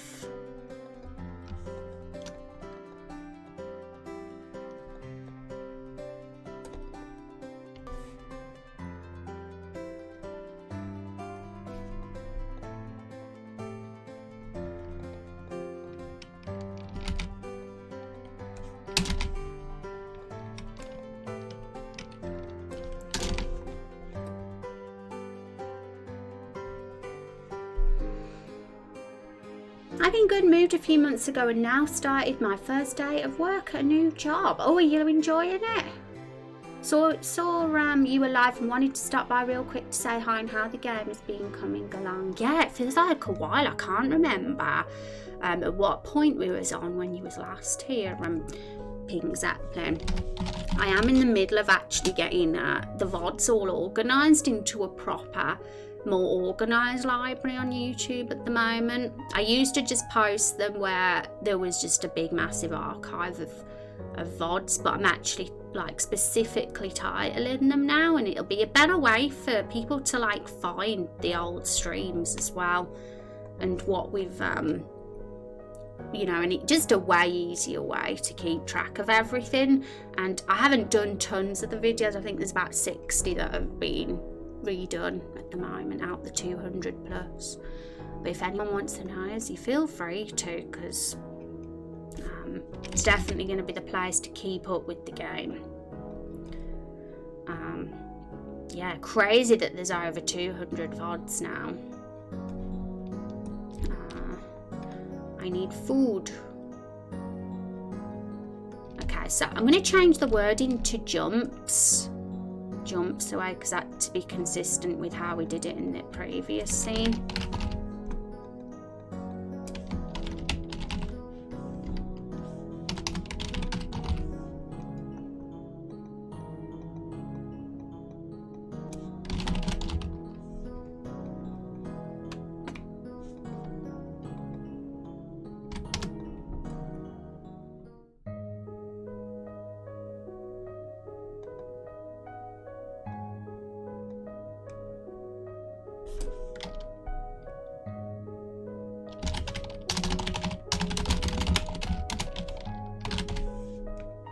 Plum and apple also have to jump when we haven't given any dialogue to those two. I mean,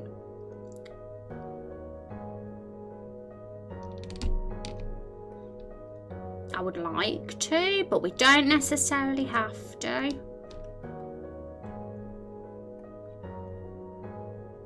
Yeah, none of those are all the dying words. None of those would fit for the parting words. So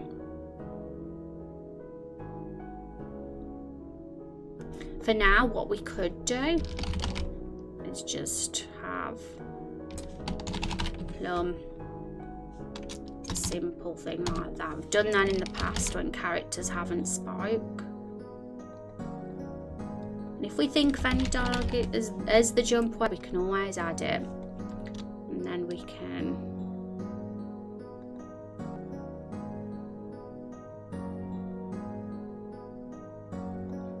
we don't need that bit anymore. There we go, that'll do. I think that's descriptive enough.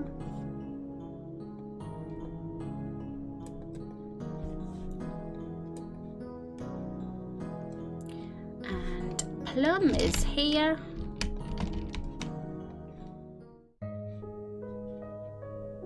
And apple is...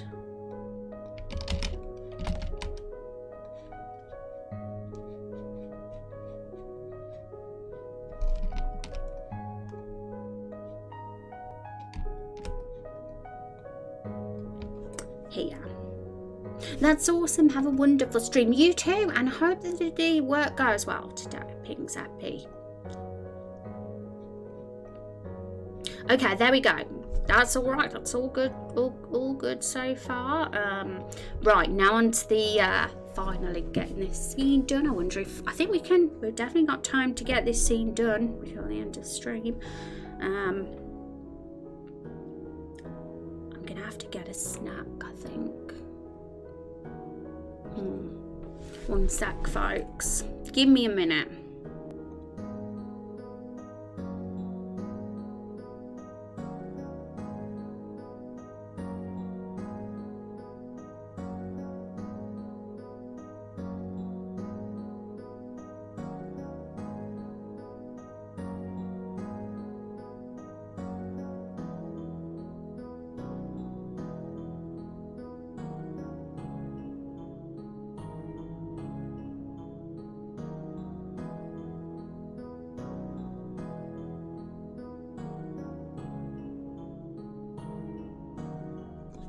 I'm back. I've only got some candy because the chocolate that I've got is way not appropriate to eat on stream. I'd get it all over me because it's very big chocolate and messy chocolate. I'm just eating some of it. It's a little bit like there's some chocolate things I've got that have got cream in them and stuff. I'm not having that on stream. Being a right mess. I'll eat this instead. Haribos. Will give me a bit of a sugar bump anyway. Need a bit of sugar in me. Okay. What are those? I've got a few packets. This is one of my many packets. Also got them ones. There's loads. I've got a humongous bag of this candy. You guys know Haribo, I'm sure. I'm pretty sure you guys over the pond do.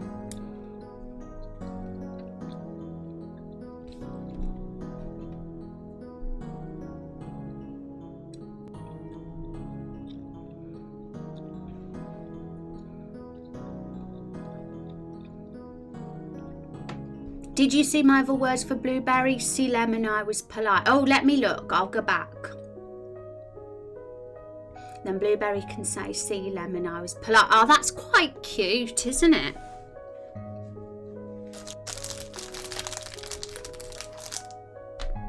That is quite cute because that is referring back to the scene earlier as well, which is a nice touch. And hi Met, how are you doing? Forgot to say hi. How's it going? Not too bad, Met. We're working on the scene, the last scene of Main Quest 2, where we're going to kill the fruits, where you get that choice, either spare or kill. We've already got a few little words, some words they might say as they're about to die, the famous last words. We made a list and it's going to help us like form this scene. It's going to be good. Okay, so I hope you've had a good weekend.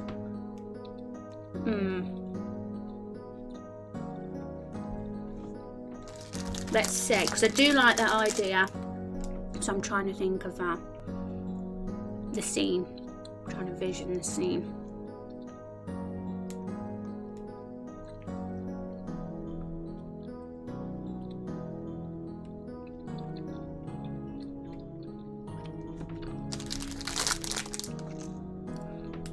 Yeah, Lemon probably won't jump away until Blueberry is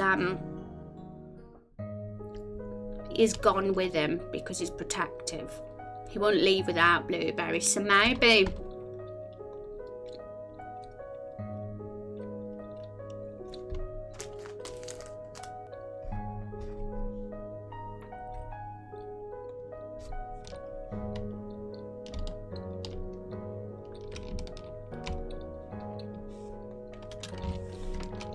Maybe it makes more sense to have that first. I do tend to follow the pattern of lemon speaking first and then blueberry, but we'll see how this goes.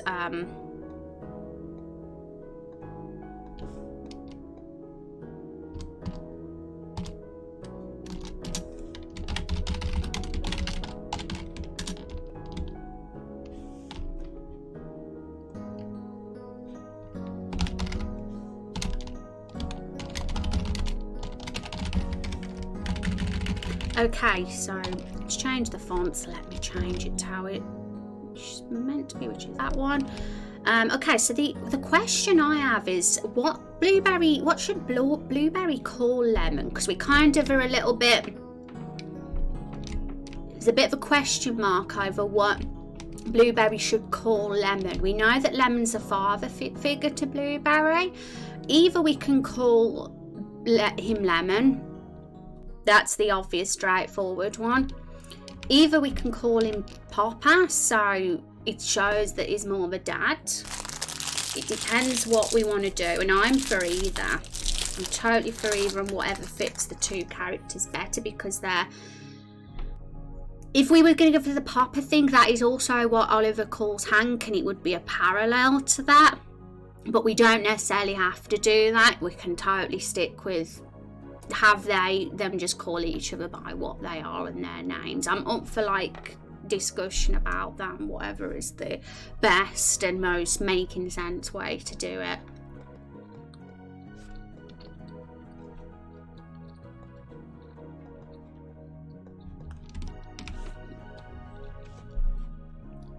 It went down for me a couple of minutes there, did it? I'm still live, aren't I, folks? Is it all good? We're all connected.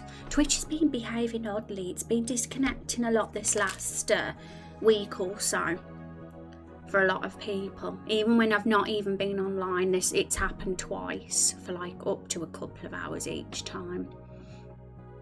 After you say that, you can have Lemon say good boy before saying shaking his fist at her and saying you won't see the last of us. Yeah, that's cool.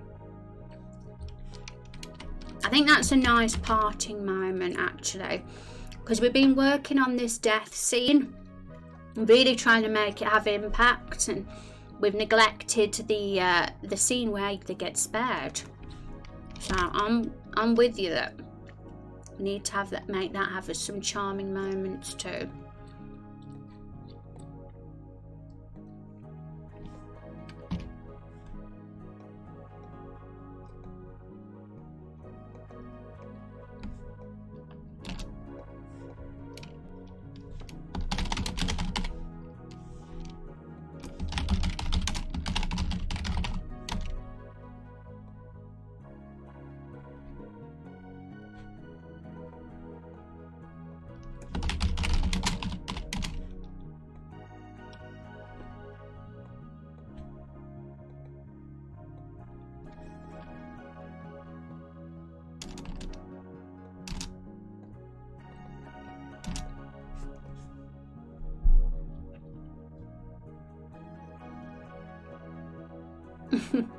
Okay.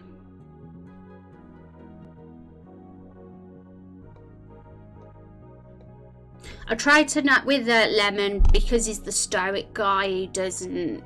I tend to like be very avoid the exclamation marks with him and keep that more for the rest of the gang. Because the rest of the gang are far more expressive and louder than Lemon. Lemon's super calm, stoic daddy. His words are hard hitting with impact, but he doesn't need to have a loud voice.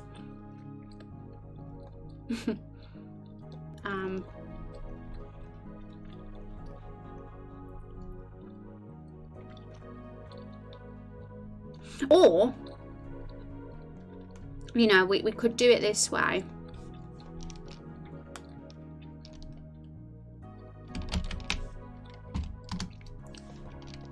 stick to what we originally had. I'm sorry if you can hear me eating that candy, guys. I hope it's not being too loud in the mic.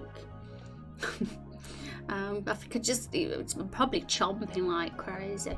So for those of you've not seen the last Raindrop Way, I'm thinking plum now, just because we want to have plum have something to say, you know. And because we've got the lemon and blueberry be the focus, maybe it's best to have him say that and then jump away with blueberry. Jumps away with blueberry. Because blueberry didn't leave. And that's like a very nice bonding moment, and they're just thinking about each other. They're not thinking about us as the hero.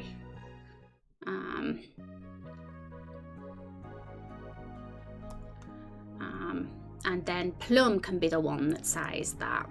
He feels like an appropriate character to give us the threat because he's the evil wizard. Now, Apple doesn't say anything right now. We could even, I've just had a thought.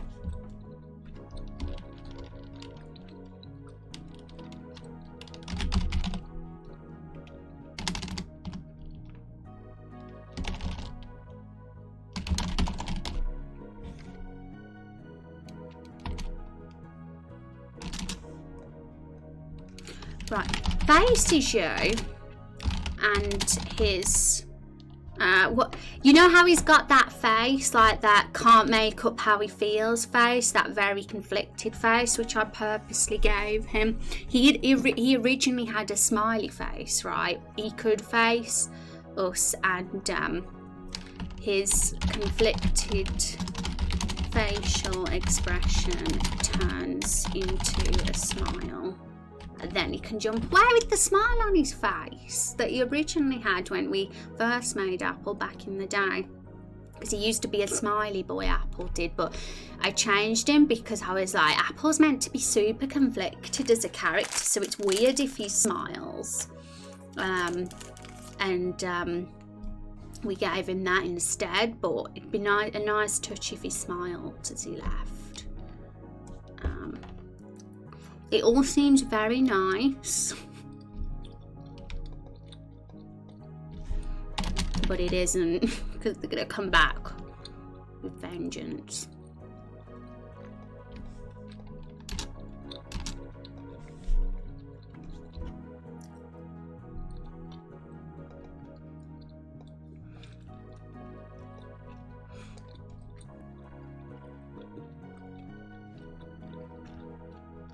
You're giving me another chance to help them, yeah. And that my question to Apple when they come back with vengeance and conquer Lightfall will be, Apple, why didn't you stick with your promise?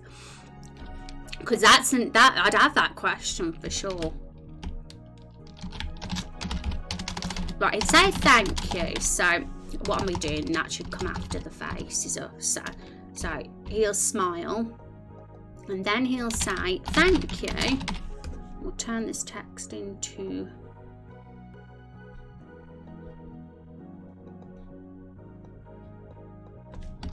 You're giving me another chance to help them.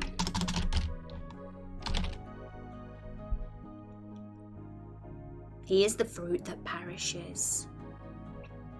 That's true. Though we'd have the question of how did he perish. At first I thought maybe the fruit that dies would be the one, they just die during the conquering, you know. They conquer and they just happen to get killed in the whole madness of it all. But that if Apple was the one that perished, which could totally be the one, we'll just shorten this and say, and smiles.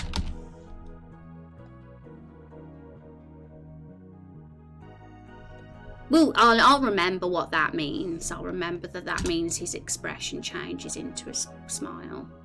Or we can say,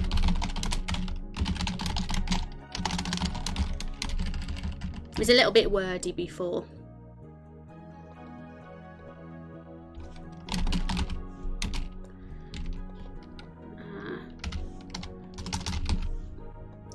Or maybe he tries to stop them from conquering, and as he chases them and in all the mess, he perishes as he tries to save them. That could be an option. We could think of a number of scenarios and decide which one's the best and most fitting. If we're not satisfied with that one. Yeah, I do think it's kind of fitting that Apple's the one that does perish. If they, in the sparing branch, like in this branch that we're doing here, we kind of did say several weeks ago that one of the fruits should still perish during the conquering, didn't we? Because we said that there needs to be some sort of reward to the humans that the bad guys haven't completely won, that they lose somebody to. And we said, yeah, one should perish so that only 4 live. And that would leave Tomato to be the one that runs the bar, the tavern. Blueberry would run the item shop. Lemon would run the blacksmith shop. And Plum would run the inn. They'd all be there. They'd all be businessmen in one of the shops each, because we do happen to have 4 buildings, those particular. So each of those could fit nicely in those. If the fruits live, then go back to Father Maple for help. Father Maple tells them about another vampire option. Yeah, actually that's pretty cool, because we all know that, well, not all of us know, but some of you that hear a lot probably have heard me mention that second vampire that's in the cave, that will be that variable that will allow them to conquer Lightfall at the end of the game. What you do with that vampire will be whether they do or don't. So they have to find out about that vampire somehow, right? And it kind of makes sense that Father Maple is the evil influence of the forest, and the sort of daddy among living beings would try to he's totally manipulated their evil ways, I'd say. So it make sense that he'd give them that knowledge, because these trees, Father Maple and the Lakefall Saintly tree, are very all-knowing trees. Their roots spread, they have a lot of knowledge, and my Father Maple, his knowledge runs far and wide, and he kind of know that vampire's around, and he could have easily have informed them of that, and that's how they get that vampire. It fits, makes sense, because otherwise you'd be like, how did they know? Was that just luck on their part that they came across that second vampire? But no, Father Maple did it. And Met says, well, if one dies when you spare them, does one escape when you kill them? They won't die during the sparing. They're all fine and all live in this scene. Now live, all 5 of them will escape. When we say one of them will die, it'll be during the conquering scene. When if they were to get the vampire, we said that one of the 5 fruits should probably get killed off in that scene, just so there's some sort of justification. You feel justified then that some of the baddies have died too. It's not just all being the innocents that got killed. Even though Apple is considered the better out of the 5, it's typical he's the one that dies, but it makes sense, it fits with his character. And his opposition still stands, even as the other fruit are excited about the plan. Yeah, and as the fruits bounce off after their new goal, Apple is the last one to leave, but he never leaves, because when the other fruits are out of sight, Father Maple squishes Apple with a root. Then later the hero can find an apple core in Father Maple's grove. Oh, that's so subtly that. I love those touches. I do want. One thing I do want is for Raindrop Chronicles, when we start really detailing the zones, which probably won't be until the last build, when we add that lore and all these details, It all depends. Some I might filter through in the main quest if there's a relevance, but the majority of the lore and world details will be added in the late build. But things like that, like little notes, little items, little newspaper clippings, books, all things that players can read and look at and find and be rewarded with if they've explored. Like optional explorable things to look at. It's really cool. I like that idea. Rather than it just be a world where you can't look at anything.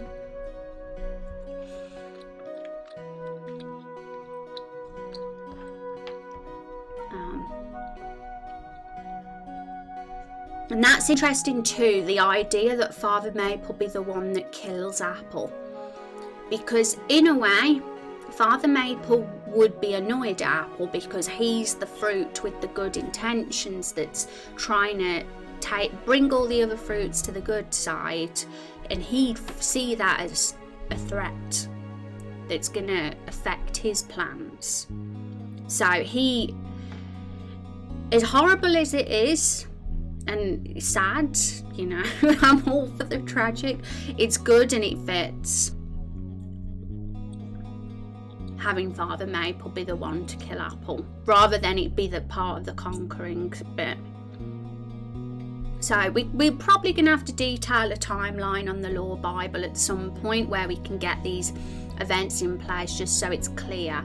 Because at this point in time, this scene we're doing here, all 5 of them live. Nobody's dead. None of the fruits are dead at the end of this scene, unless, of course, you do this. Then there will be, all 5 of them. But if you go for the sparing option, all 5 will most certainly survive. We're not killing any of them off yet. They've got to get some joy for now of being together, otherwise the player will feel ripped off if they die in this scene when they've spared them. So any deaths among the fruits will happen later in future events, towards the end of the episode. And you know, if we decide to go with that, the Apple should be the one to get killed off, which definitely fits with what we're going for. And then these 4 end up populating Lakefall. They can have a happy long life in Lakefall. That I don't see the other 4 needing to get killed off. And it can lead to a potential side quest later on. Maybe you can just go back to Lightfall and just see how they're doing, if they are living in the town, in a future episode by fast travelling or something. But there was another idea that we had last stream as well that was interesting, that if they didn't populate Lightfall, say if they never got the vampire but they were still spared, that leaves another missing branch. That they go and find Daniel Raven because he's another vampire. And when you meet Daniel Raven in the Highlands, in the capital, when we go there, which is looking like episode 2, they can be there in the background about to pounce, and Daniel Raven stabs one of the fruits with his rapier. So one of them might die then. But that's another scenario I can picture. If it with that other branch where they don't conquer Lightfall and don't die. Hi Zova, how are you doing? It's so good to see you. I hope you're having a good Monday. Does a different fruit get killed if the vampire plan isn't available? I think that's something we're going to have to map out. We're going to have to do a big timeline of the events and see what the possibilities are. Because if with Vandalia's idea, which is a very juicy, dark idea, I have to say, that with Father Maple being Apple's murderer, that sounds like it'd be scripted as something that has to happen at some point between this scene and the conquering of Lakefall. Somewhere between main quest 3 and 6. Like the latter half of the episode, basically. Like it might seem like Apple's death is destined to happen because he only holds the other fruits back And Father Maple would not like that. And we kind of do want to show Father Maple as a force that has to be like this intimidating sort of, we need to like show that evidence, don't we? We need to plant those little events where we see with our own eyes, or even just see the evidence in front of us, like, you know, see apple core in the grove, even if we don't want to actually show the scene and spell it out bluntly. We could just do it subtly and leave it there as evidence in a way that just makes us think, oh, is that, and just makes us wonder the mystery there. Is Apple dead? Is that Apple or isn't it? Where we don't know for sure if Apple's dead, but it's kind of suggested. It's kind of very interesting. I like that. And so I've just covered it with the whole discussion of the other branch. Yeah, so if we go like with the Daniel Raven route, where they search for him next as their vampire target, if they can't get the one in the cave, then it'll probably just be these 4 that are alive at that point as well, because Apple might have been killed off in that scripted Father Maple event that had to happen.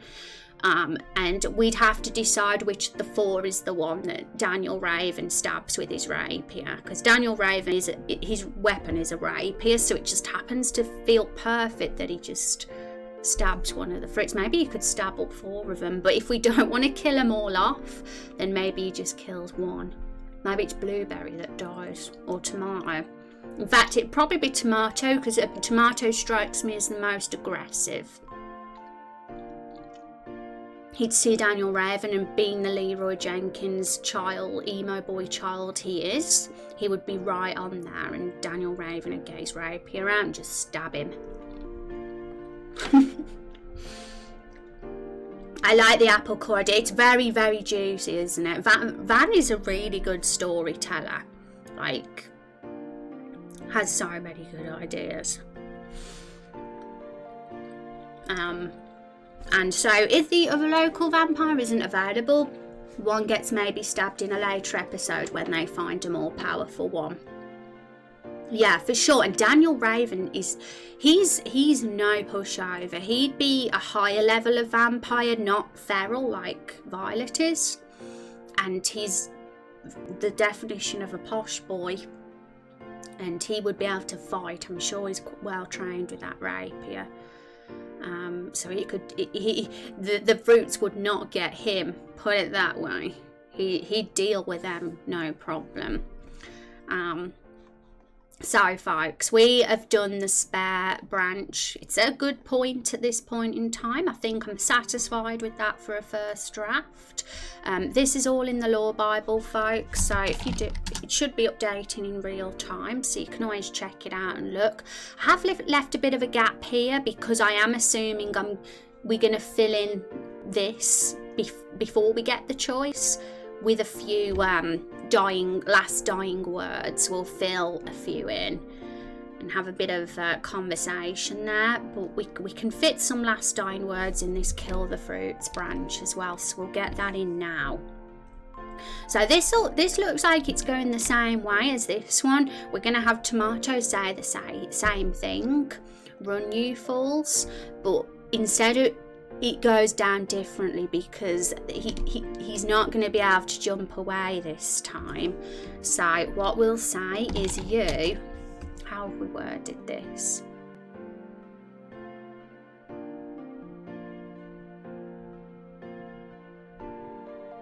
You squish, you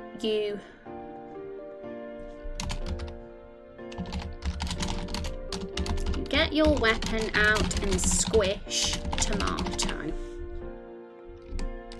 So Tomato's the first one dead. We're killing them one at a time, and this is a sort of cutscene that's going to unfold. We'll make that choice, and then whatever choice we make, we see the cutscene, the relevant cutscene unfold before us. And this one was a nice one, sparing one, but this one is going to be a bit on the darker side, folks. So I hope you're prepared for some gory fruit violence.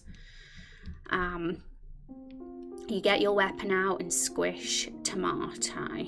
And we'll have to do some dead sprite bodies as well at some point. Okay, so what are tomato's last dying words? Let's remind ourselves. Also, Xavier, if you're still here, just so you know, apple reveals the secret grove of the wild trees where those fruits with the awful side effects are that you helped come up with. So this is gonna like lead to the group finding that lovely batch of produce after this quest, and it's all potentially gonna be a disaster because we know that the fruit isn't that good really. Apple might think it's good though. Maybe the other fruits didn't tell Apple that they poisoned the fruit, and they filled it with a bunch of nasty side effects. Because Fiona Bookington, look, they made this deal with Fiona, you see. I'm going to get a timeline up to on either Wednesday or Friday's stream where I'm going to really spell out the connection between Fiona, Nigel and the fruits and when they met and their relationship, just so we can be cohesive with it all.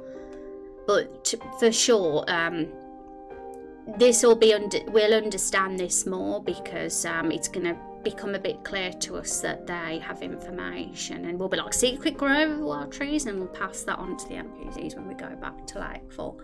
Awesome. Yeah. There should be a splatter marks afterwards. Yeah, for sure. We can get really graphic about it. Squishy sound effects and loads of horrible dead fruit sprites. That'll be fun when we look for some squish sounds when the time comes, because we are going to start doing the scene work. I'm thinking we're going to get the dialogue done this week because all that's left is finishing this scene and making sure that these previous scenes, the Carol ones are perfect, but mainly the Nigel and the Fiona ones are cohesive with their characters. We're going to double check those over, but I can see us finished with the dialogue stuff by this week, and we can start scene work for the rest of the month, because it's all going to be about getting the scenes that we've improved and added to into RPG Maker, and it's going to be lots of fun seeing that new content. We're not touching any battle stuff until the scenes have been fully implemented, but once they have, once main quest 1 and 2, it's all there, all the scenes, it'll be the perfect time to kind of add those battles in with them then, and we'll start really getting the first playable build at a stage to be released by then. So there's still a few months to go, a few months of work. Fruit screams, yeah, what would fruits sound like when they scream? That's what I want to know. Interesting. Now I'm wondering. So run, you fools. Right, so he's dead. Let's get into the head of an angsty teenager, emo boy, who's very angry with no respect when he's just been squashed. We need to think what's going to have the most emotional impact for you as his parting last words. You suck. That's a bit... that would be quite emotional. That would be sort of emotional.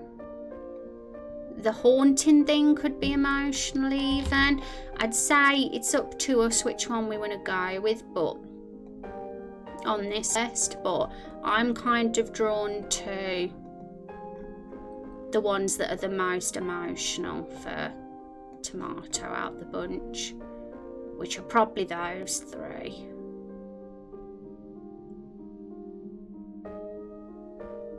So he's been squished. He's allowed to say a few things before he finally just dies.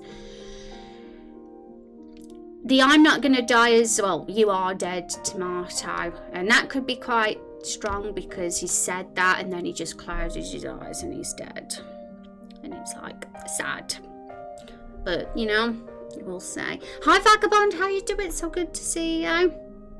My goodness, you've nearly got 1,000. Very close.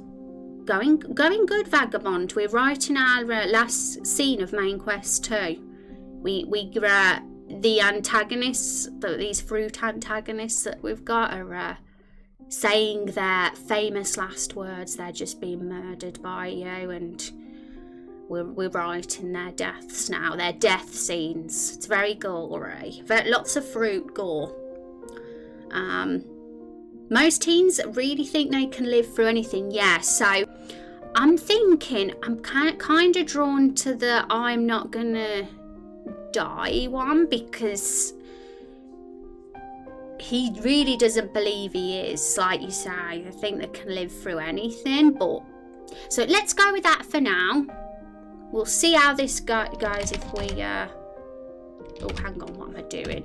So let's copy this. Let's just write it and see how it all comes out in the scene, and if it flies well. So he's just been squished, and he'll say,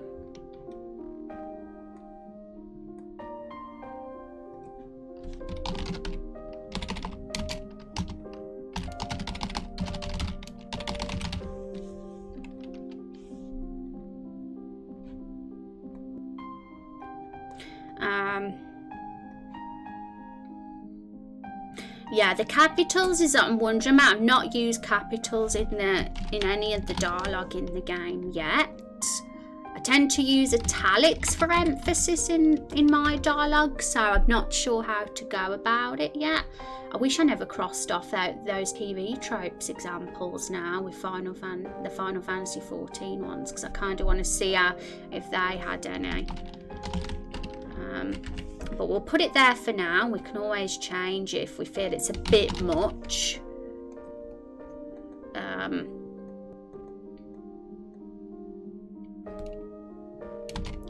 And RPG Maker lets you have like sort of pauses after ellipses for impact. And I think that'll be good for death scenes. Like, I'm not gonna die. Like, it's kind of like like the text sort of slows down a bit. There's pauses.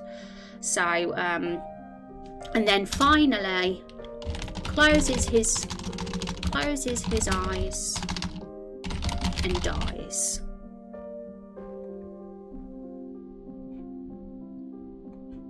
Don't cry, chap. I know it's very sad. I don't think anyone liked Tomato very much.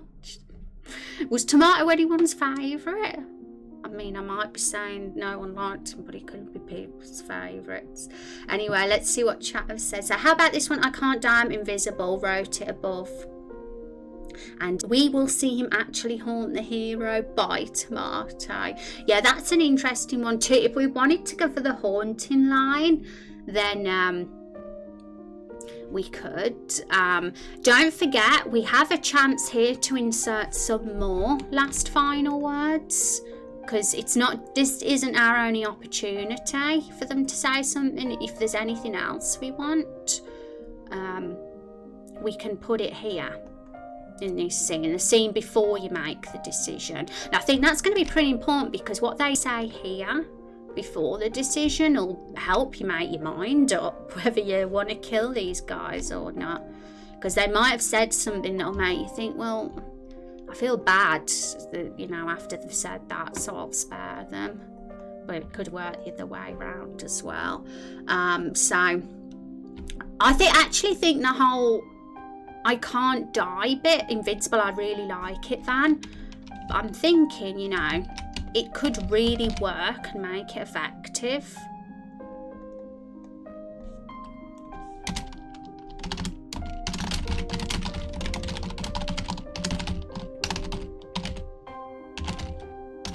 Can't spell. If he says it as his as his words after the battle, before the decision gets made, and then when he finally does die, it's kind of like he's still not accepted that he still thinks he's invincible, but it's like Yeah, he has. He's finally died and perished. You're not invincible, buddy. So, we don't know what Plum's going to say yet and whether he's going to speak first. In fact, we'll delete Plum for now, considering we don't have anything specific for him, and we'll put Tomatoes there first, as we do know that one. And I think that is a good one to have, and I mean, we'll think about it because we can insert more if we want. We could even go with the haunt in one if we want to kind of potentially foreshadow that as a possibility. Imagine that. He says it and then you see a little ghost tomato at some point floating above your head, haunting you. Bye tomato, happy face. Been in a work meeting, almost over. I love you. Hi Rex, thank you for stopping by and for the kind words. How you doing there, Kayla Thompson?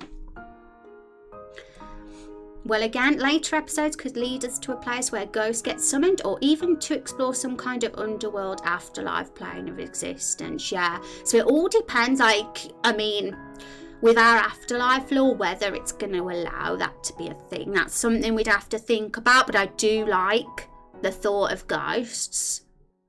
I think it's an interesting thing and concept, and it's all going to depend, because we've started already fleshing out this afterlife and the stars in the sky, and I know we're going to have a world building stream at some point where we talk about the gods and, you know, that start to build that pantheon of gods in the world, which we kind of already have an idea of, because we already know the sun and moon and the stars are basically it.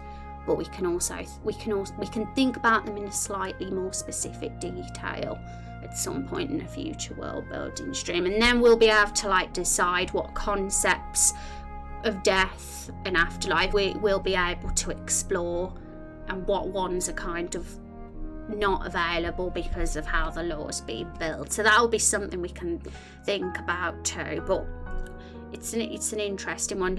Even if Tomato says this, like, nobody knows what the afterlife is. These fruits might believe there can be ghosts, but maybe you can't. But it's an interesting last part in words. It could allow that possibility for us if we want to go down the route just for jokes. So I want to fill in that more of this, and I think this conversation can be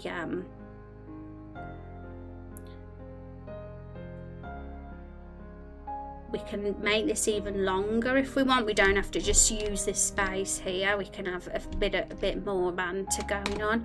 But I figured we'd deal with the actual deaths first, and then we can think of their final words and threats and that here afterwards. But we might like change bits. Right now we might think this works for Tomato, but then we might add a few touches if we think things need to be switched. We'll see how it all goes. So the next bit, work meeting over. Yay, welcome back. I mean, I want to stream for longer. I'm going to see if I can stream for a touch longer. I know it's after 6, but I'm having fun, and I want to at least get more of this in. So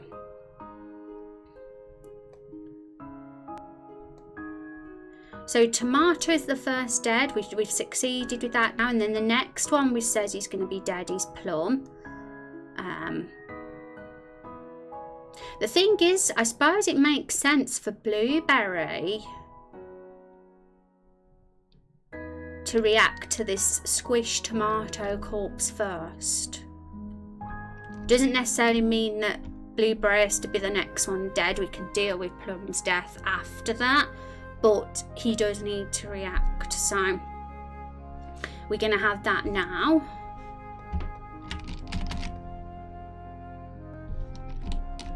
This is a way for us to show that Blueberry really is sadistic, folks.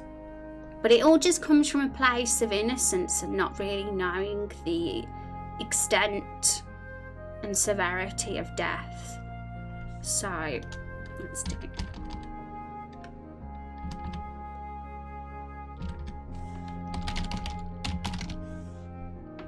So face is tomato, and then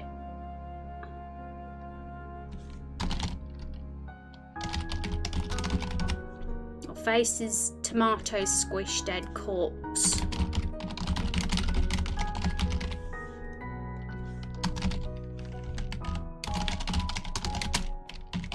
Hooray, tomato juice.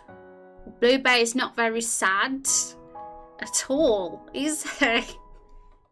This was Sal's idea, that blueberry should be like, hooray, tomato juice, and I kind of was like, yeah, because Blueberry is a bit of a psychopath. As we've got here, the innocent, adorable child who is surprisingly bloodthirsty. Just hasn't been brought up to understand that blood and death is an awful concept. Okay, so, and then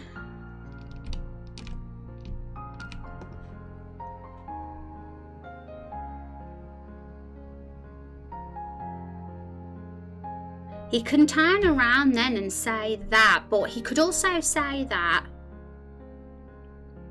In fact, that makes more sense to say before the choice, so I'm going to add that one to that. Maybe tomatoes should go here and blueberries should go here. So it's my birthday. That means you can't kill me.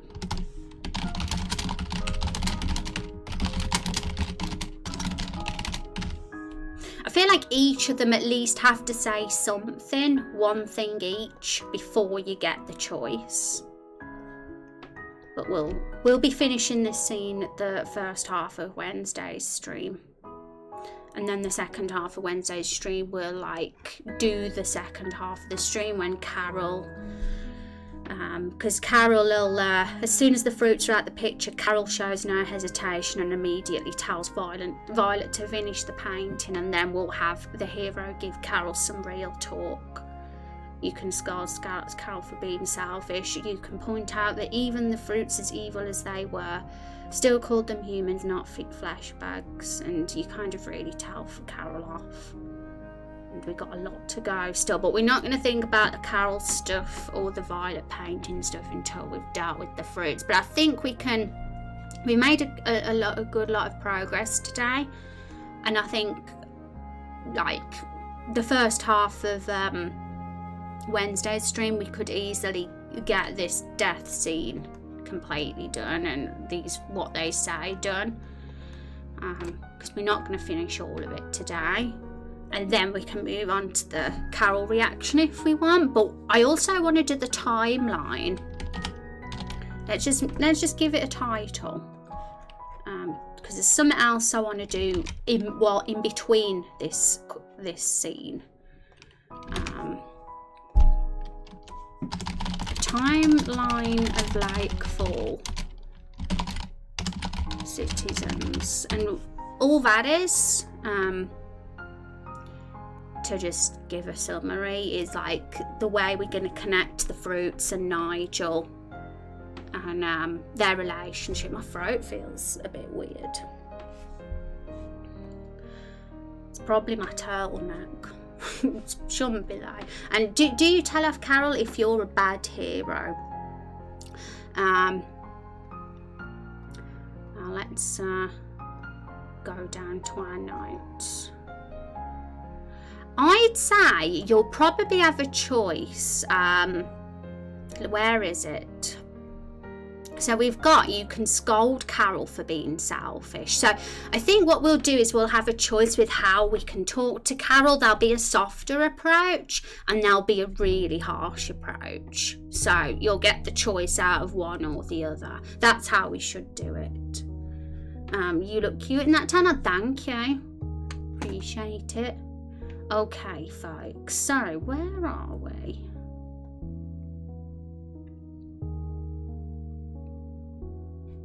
Yeah, we've done the birthday line.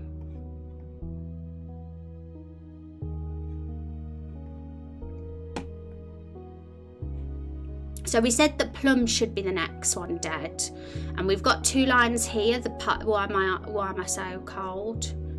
I didn't know whether he should say Papa or whether he should say Lemon or whether he should say no name at all. Haven't decided yet, but we'll decide when we have Blueberry's death scene.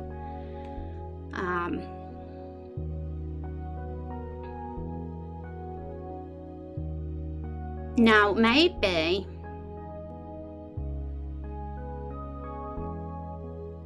this pleading bit should be the stuff that's before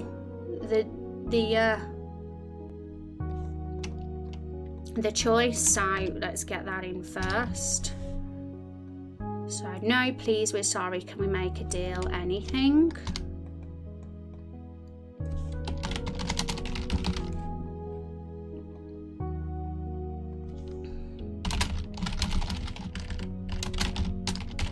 Can we make a deal,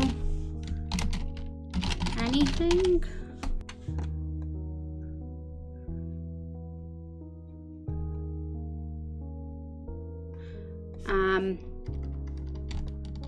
In fact, you know, I feel, yeah, Plum should say that before either Tomato or Blueberry say their thing. But we might find that we're switching the order around depending on what works best where. But the one that makes sense now, you get your weapon and squish Plum.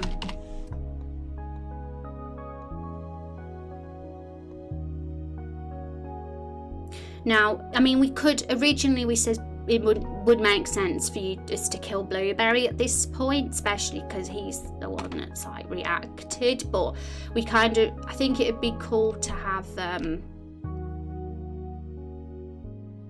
now actually maybe Plum is better as the 4th one dead. I wasn't sure at first, but I do think this line could be quite powerful, this one here, and then lead into Apple saying not your fault, because then that kind of goes with that more.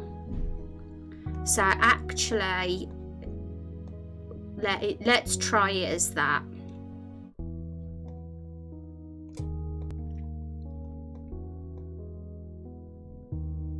Kind of thought, well, we care less about Plum, so let's have him as the 2nd dead after Tomato, but that's me assuming. Some people might adore Plum.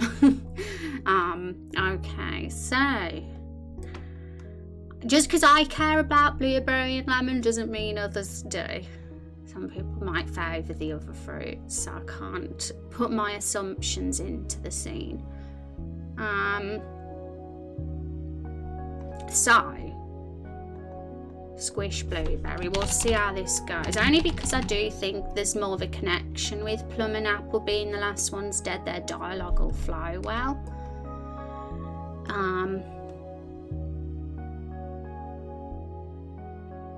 And because Blueberry's reacted, it just fits to have us be the one to squish him when he said that.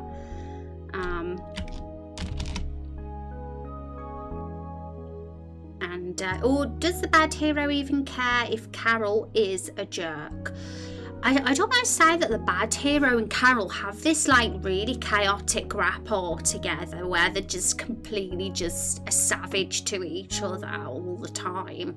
The evil hero is, or well, not necessarily evil, but evil that's sliding into the evil scale, which means that they can be between a little bit of a scoundrel to being a complete psychopath. It depends where you fall on the evil scale, but I'd say anyone who's in the minus points on that good and evil scale would kind of have that really chaotic relationship and dynamic with Carol, where they're just constantly just at both of them trying to outdo the other with insults and harshness and real talk. But the good hero and Carol, I'd say that the good hero just wants to prove to Carol that human can be trusted, and try and slowly earn Carol's trust. So it's a different dynamic completely. So I guess we'd have to approach that conversation. I'd say that the one that's going to be savage would be the evil hero could outright be cruel to Carol in that scene and basically say the fruits are better than you, and say some really horrible things that make her feel terrible. But I'd say that the good hero would say some pretty words to make her think as well, but they won't be as like nasty as the bad option.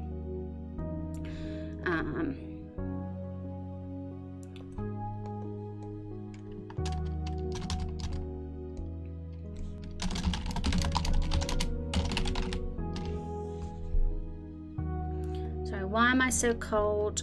Closes his eyes and dies. Now, I do like the idea of Blueberry addressing Lemon in this.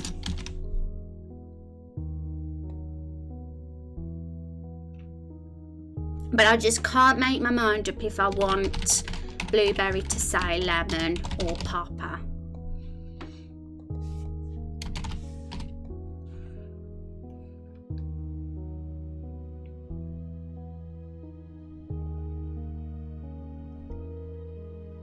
So at that point, Blueberry's going to close his eyes and die.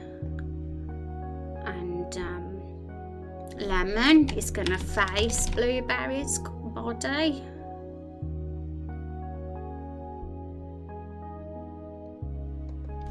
And say,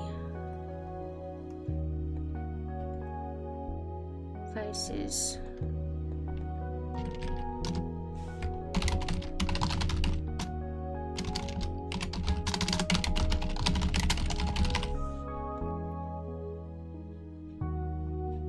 I don't know why I put dead corpse in there because a corpse is dead, so we can delete dead.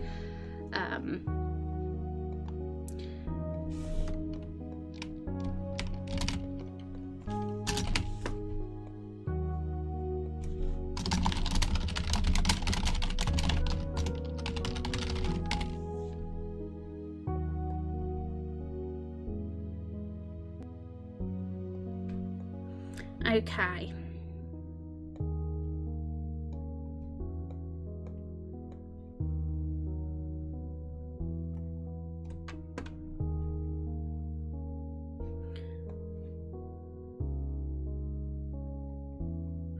As for his last word, probably it doesn't hurt, don't feel a thing, and then good night. The whole for what it's worth, I thought would have died years ago, is probably good. That's probably a good one to have before the choice. Probably after somewhere around here, but I'll stick him here for now.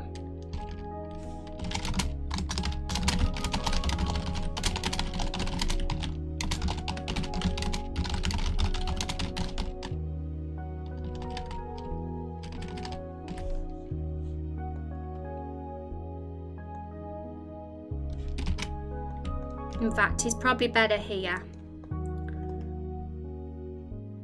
Blueberry usually mostly always talks after Lemon, so we'll stick him in between the two.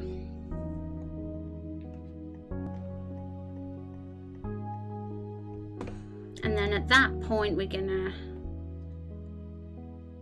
squish Lemon, and then we'll have him be a bad, like literally leave as a badass. He'll die a badass. And then we'll deal with Plum and Apple. So I am going to head off, guys. I know we're in the middle of this scene and we're all like very messy, just getting it all together.